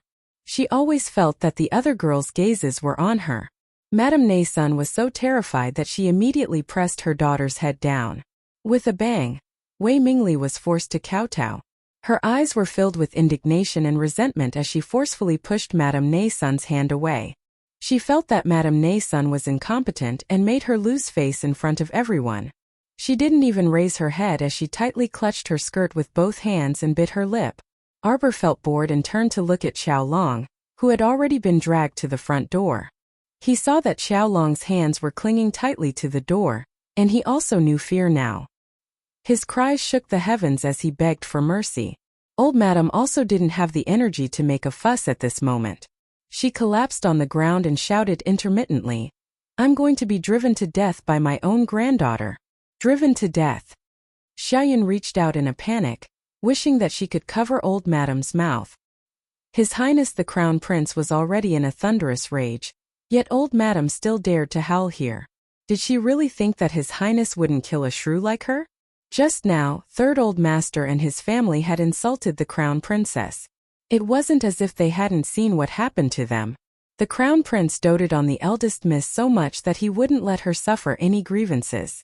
The only reason His Highness was showing mercy to an old woman like her was probably because of the Marquis of Zheuyuan and his wife. Old Madame slapped her knees and cried, "There's no place for us in this Marquis' estate. I can't stay in this Marquis' estate anymore. When you become an official, brothers and sisters will kill each other." Ah, what kind of sin did this old woman commit? I can't live anymore. Arbor suddenly pulled the Crown Prince's sleeve. The Crown Prince lowered his head and glanced at her. Seeing the impatience in her eyes, he immediately understood. He waved his hand and said, "Wait." The 2 soldiers then pulled Xiao Long over like a sack and threw him in front of the Crown Princess. Xiao Long's entire body trembled, and he had already peed his pants in fright. When he fell to the ground, the smell of urine wafted out. Arbor reflexively shrank into Emolien's embrace and covered her mouth and nose with her sleeve, her eyes filled with disdain and contempt. "Old Madam, since you can't live in the Marquis' estate anymore, then this Crown Prince will permit you to leave the estate and live with the Qiao family's 3rd branch. Come. Each of the Qiao family's 3rd branch will be punished with 30 planks. Throw Old Madam and the 3rd branch out. In the future, they are not allowed to take half a step into the Marquis' estate. Violators will be beheaded."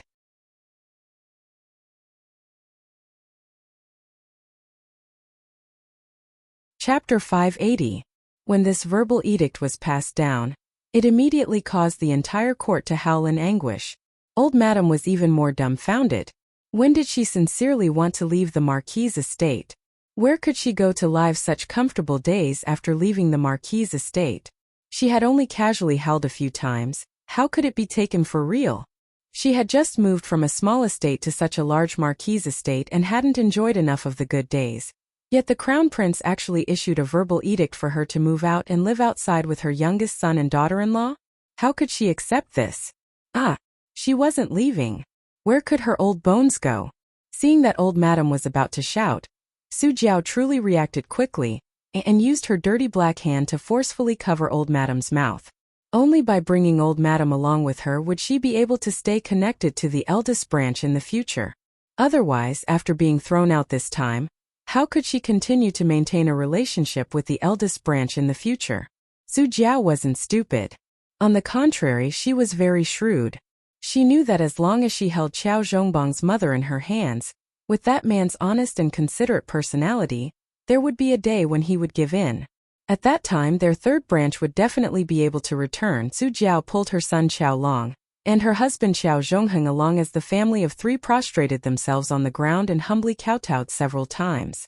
Then they were unceremoniously picked up by the soldiers and beaten 30 times each before being directly thrown out of the gate. Granny Nyo's eyes darted around, and she had just opened her mouth to call out, "Si Qin, I'm a cow from the same village as you." But she was immediately swept over by the Crown Prince's cold gaze, and she was so frightened that she swallowed back her bellyful of words and knelt on the ground with weak limbs. Where did this idle person come from and make a fuss? Throw them out! The Crown Prince coldly reprimanded. Immediately 7 or 8 soldiers swarmed over like tigers and wolves. Without any courtesy, they swung their clubs at Granny Nyo's family a few times.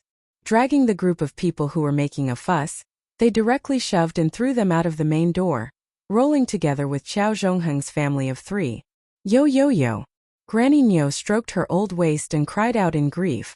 Due to the Crown Prince's terror, she didn't dare to curse out loud and could only grumble in her heart. What an unlucky year!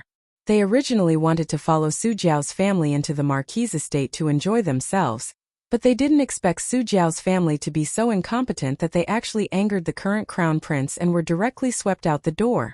Oh, Granny Nyo is so angry, so angry! Wei Mingli was screaming madly in her heart.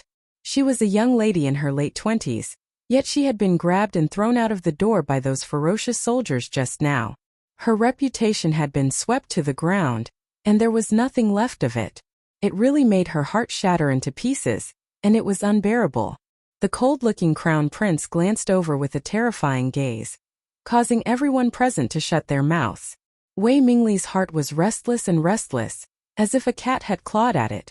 She cast a jealous and hateful glance at the Marquise estate's tightly shut main door, her heart filled with unwillingness.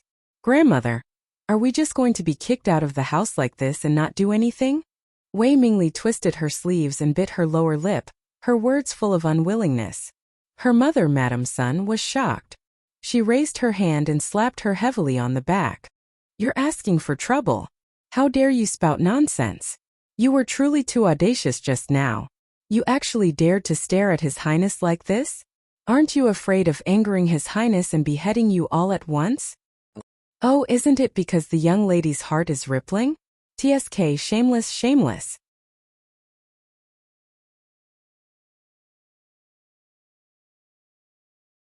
Chapter 581.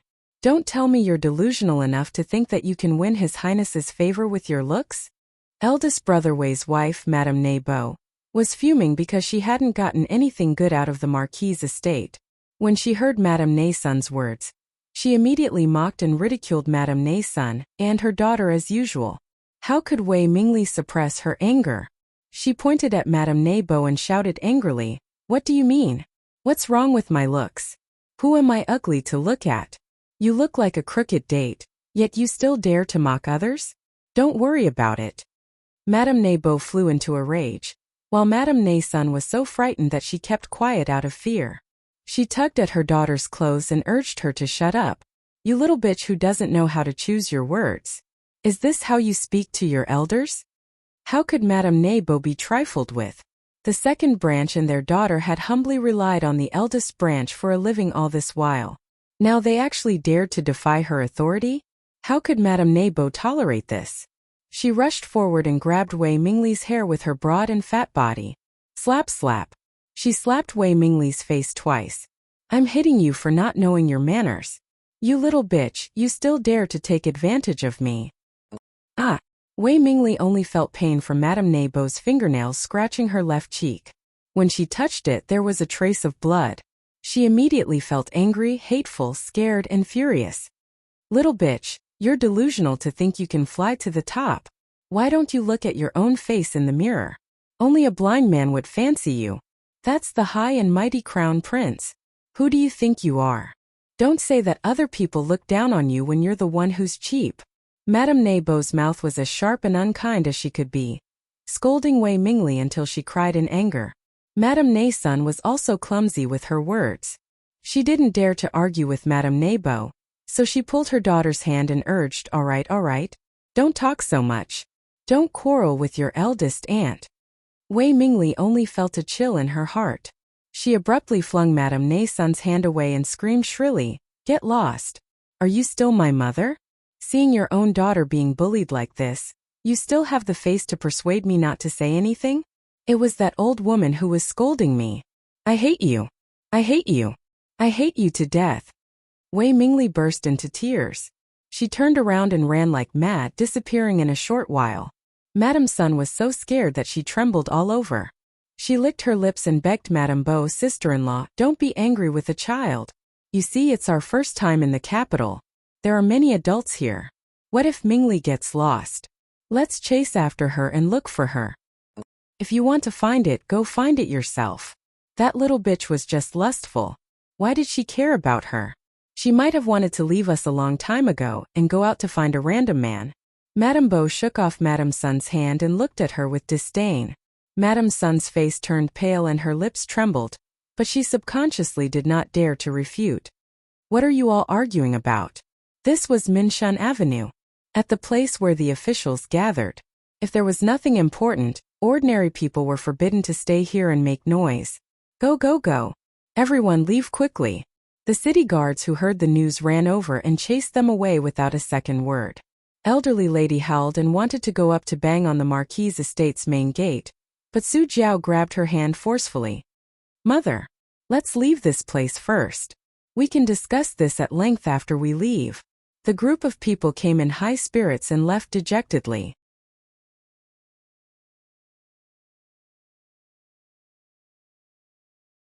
Chapter 582. When she was escorted away from Minshun Boulevard by the city guards, elderly lady was still staring at the tightly shut doors of the Marquis' estate, unwilling to give up. Su Jiao didn't say anything and only turned her head to glance at the Marquis' estate's lintel, her eyes flickering with greed. She understood the eldest branch's husband and wife too well. They simply couldn't harden their hearts. She reckoned that in less than 3 days, Xiao Zhongbang and his wife would definitely be reluctant to part with their mother and come visit. This old fart was a bargaining chip in her hand. As long as she had this old fart, she could guarantee that the eldest branch's husband and wife would be docile and docile.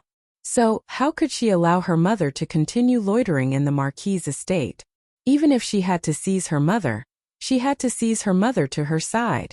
Su Jiao snorted lightly and flung elderly lady's hand away after leaving the Marquis' estate. Their family of 3 had just been beaten, so they couldn't walk nimbly. Her son Xiaolong was even more miserable. Not only was his butt severely injured, his mouth was also nearly smashed with a bamboo plank. This made Su Jiao's heart ache, and she couldn't help but hate Arbor to death in her heart. That rotten little bitch. Relying on His Highness the Crown Prince's favor, she dared to torment her precious son like this. One day she would make her taste the pain of being humiliated like this. Humph, a man's favor came and went quickly. That person was the Grand Crown Prince of the Mo Kingdom, second only to one and above all. Could it be that he could spend his days guarding a little bitch like you? There would definitely be a chance for her to fall out of favor. At that time she would definitely make you pay with your blood. That elderly lady started to pant after walking a few steps. She had been pampered all these years and lived like a prince. If she wasn't in a palanquin, she would be in a sedan chair, so there was no need for her to walk. Su Jiao turned to glance at elderly lady and cursed this cursed old woman in her heart. However, she still put on a virtuous appearance and helped elderly lady to Granny Nyo's family's donkey cart. At this time she still had to rely on this old woman. It would be fine when she returned to the Marquis' estate one day. Before Qiao Zhongbang and his wife came looking for her, she had to serve this old woman well, and let this old woman know that she was a very filial person. It was just that this time Su Jiao's scheme was probably going to fall through completely. Qiao Zhongbang had been disappointed in his mother over the years. He would never take the initiative to bring his mother back. Moreover, since the crown prince had given the order to move the Empress Dowager out of the Marquis' manor so that his third brother's family could be filial to her, he wasn't stupid enough to go with the flow. As for Wei Ziqin, she had long given up hope. She wished that the Empress Dowager would go far away and never disturb them again. At this time Su Jiao still didn't know.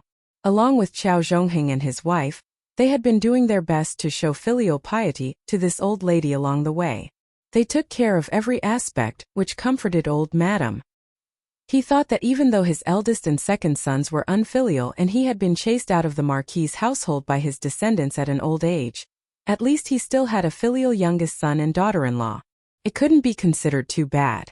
After the group of ragged beggars were escorted out of Minshun Boulevard, they looked at the people coming and going on the streets and practically didn't know where to go. They didn't have money, and they were almost out of grain. They didn't even have a place to stay at this time. What should they do? Qiao Zhongheng was already regretting it at this time. He thought that he should have bitterly begged to hug his eldest brother's thigh instead of acting like a big shot and acting like a tyrant.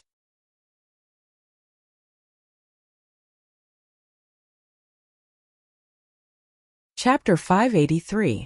As for Wei Mingli, after she impulsively ran away from Minshun Avenue, she ran madly along the road. As she ran, she started to regret it. The road ahead was boundless, and she didn't know where to go. Wei Mingli dazedly looked at the unfamiliar faces coming and going, and her footsteps gradually slowed down. Suddenly, she was knocked over by a passing carriage, and her entire body crookedly fell to the ground. She didn't feel the ice-cold ground in her impression, and instead threw herself into a warm embrace filled with ambergris. "Miss, are you all right?" A man's voice sounded beside her ear. Although it wasn't as magnetic and pleasant as His Highness the Crown Prince's, it was still passable. Wei Mingli looked up and met a pair of slightly swollen large eyes with thick eyebrows. The man's face wasn't the slightest bit handsome, and could only be considered regular features. It truly couldn't compare to His Highness the Crown Prince, who had slightly raised phoenix eyes and a gorgeous appearance. Wei Mingli couldn't help but be taken aback. Why did she link everything to the Crown Prince? Her small face couldn't help but blush slightly. Could it be that she really was a young girl in love? "I've startled Mississippi." The man's gaze flickered as he looked at Wei Mingli, and he extended his hands to help her up from the ground.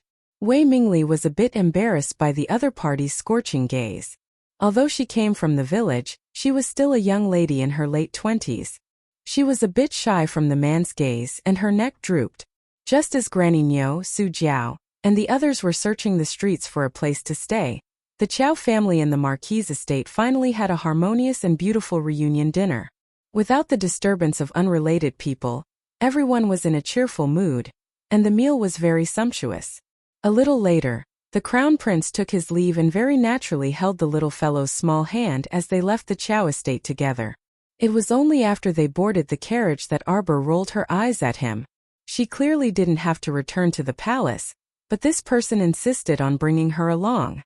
This guy had completely let go at this time and didn't even avoid her younger brothers and sisters. He held hands whenever he wanted and hugged whenever he wanted. He truly did as he pleased. "You can do whatever you want in your own home." The Crown Prince smiled as he carried the little fellow onto his lap. He hugged her waist and whispered into her ear, "You must be tired after a long day. Do you want to sleep for a while?" Arbor felt his ears warm up and reached out to rub them. The Crown Prince let out a muffled laugh. He pulled down her little hand and helped her rub it. His gesture was very gentle. After he was done, he chuckled. "Your ears are itchy? What a bad person."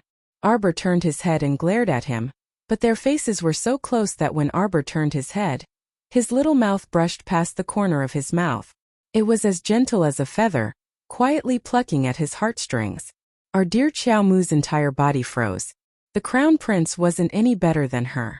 He stared at her in a daze, deep whirlpools churning in the depths of his eyes.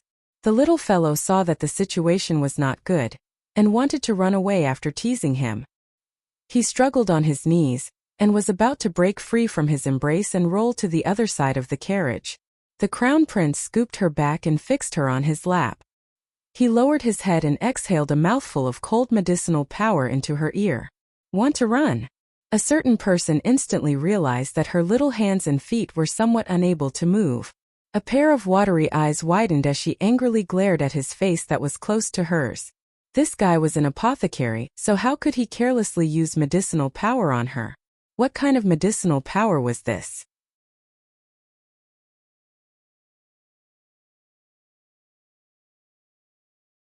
Chapter 584. Heavens! Why was the drug so strong? It made her feel weak all over, and she couldn't even lift her arms and legs? Arbor glared at him. Oh, you're definitely not convinced by using medicine like this. I'll let you use talismans on me first. The crown prince grinned as he pressed his face against hers and exhaled softly. The great crown princess was instantly revived. She took out a few talismans and pasted them all on the crown prince's forehead. The talismans floated around the crown prince's head. After a while, the crown prince burst out laughing. How annoying. These talismans were completely ineffective on him. In a fit of anger, Arbor reached out and circled his neck without thinking. She opened her mouth and bit his chin. She clearly felt the crown prince's body tense up, and her little mouth opened. His slender index finger caressed her little face, and he chuckled softly. You bit the wrong place, baby. Xiao Mu raised her head, and her small and round chin abruptly landed in his palm. She was just scratching her head in bewilderment, when she suddenly felt her mouth being filled with warmth. In her daze, she heard the man chuckle lightly. Bite here, darling. Harder. Darling Xiao quivered and almost jumped up, her head hitting the roof of the carriage. Haha, but that was just a thought. Her entire body was weak from the effects of the medicine, and she couldn't lift her arms or legs at all. This bastard. What was he doing? Wasn't he kissing her? Being glared at by a pair of round eyes, the crown prince couldn't help but laugh and couldn't kiss her anymore. He scooped her into his arms. You keep staring at me. Do you still want to bite me? Here, I'll let you bite. Arbor. This baby suddenly doesn't want to talk to you anymore. If you don't want to talk, then I'll continue kissing my baby. The crown prince moved closer to her little mouth. Our dear Xiao Mu raised her hand and pressed it against his chest. Only then did she realize that she could move her arms and legs. Why, this bad guy. One moment he could make her move, the next moment he made her unable to move. He was so annoying. She tugged at his long hair angrily. Didn't you say that it was just a title and nothing else? He revealed his wolf's tail so quickly. Wasn't he afraid that she would bite him? No, she couldn't bite him either. Once she did, he would take advantage of her. And it's just a title. The crown prince looked at her innocently. After confirming their status, it was only natural for them to kiss, hug, and throw themselves at each other. You were the one who pounced on me and bit me. Do you still want to bite? Baby, I'll let you bite me whenever you want. Arbor. That does seem to be the case. Don't. Arbor looked at him speechlessly, his little stoic face unable to maintain a straight face. The crown prince was amused. He reached out to hug the little fellow and caressed her. He looked at her with a face full of regret. Next time if you want to bite, just bite as much as you want. Don't hold it in, okay? I really don't want to talk to you anymore. By the way, baby, aren't you going to give me a gift in return? Mo Lian hugged his little body and shook it gently. Xiao Mu's watery eyes abruptly widened. What? Why was he giving a gift in return again? Just as she was thinking about when she owed that fellow a gift, he reached out and lifted her little chin. The two of them stared at each other, their gazes glued together. His slightly curved thin lips inched closer and closer to her face as her eyes widened. Something was wrong. Wasn't it just a title? Why were they kissing so frequently? This was only the first day of the betrothal. Whoosh! An arrow pierced through the air and suddenly streaked past her eyes, shattering the seductive atmosphere in the carriage.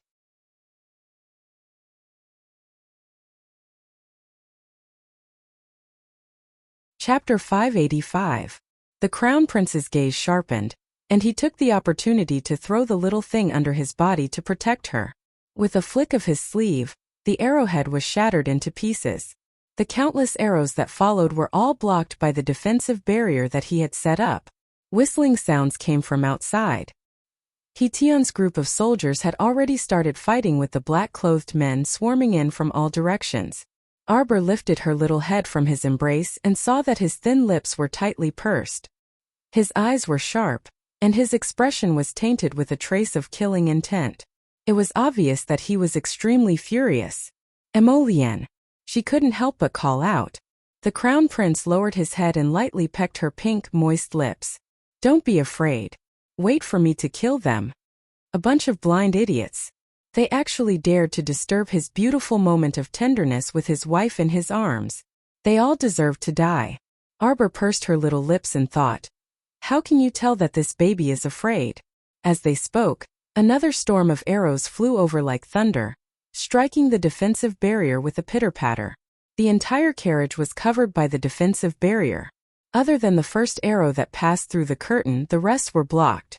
The carriage was not damaged at all. Emolien couldn't help but feel a little gloomy. It was all his fault for being so engrossed in holding the little fellow that he didn't notice that someone had set up an ambush at Huabei Gate. At this moment, the commotion outside Huabei Gate had already alarmed a group of patrolling Imperial guards. A large group of soldiers was rushing over at top speed. The Crown Prince tightly pursed his lips and scooped up the little fellow's body. He swiftly darted out of the carriage, and a fierce look flitted across his phoenix eyes.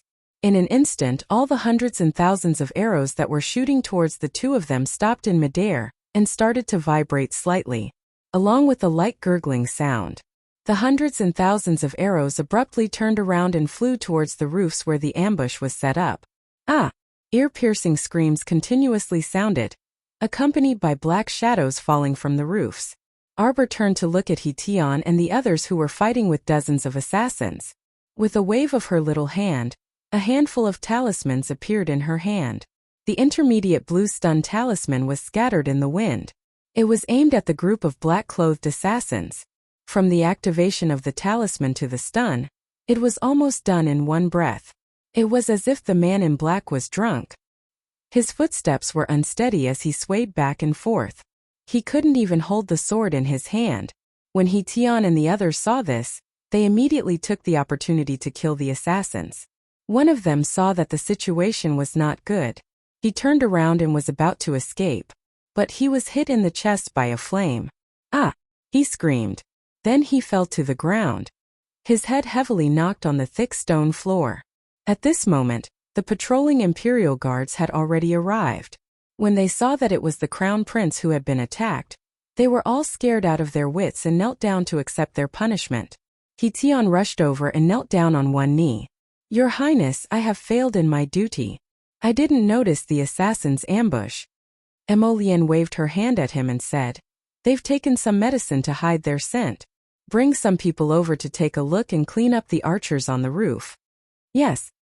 Hition paused and asked, "Do you want to leave them alive? This prince knows who did it." Emolien curled her lips and shook her head non-committally. "Clean it up." "Yes." Hition led a group of Imperial guards to clean up the mess where the archers were lying in ambush. Emolien held Arbor's little hand and walked to the black-clothed man who was rolling on the ground and clutching his chest. "You're tuning in to the Li Mei's Wuxia Whispers YouTube channel. We're so grateful for your support, and don't forget to subscribe to join us on this incredible journey through captivating stories. Your generosity through donations truly makes a world of difference, as it's the primary source of revenue that allows me to expand and enhance this channel for you. Thank you from the bottom of my heart for being a part of this adventure.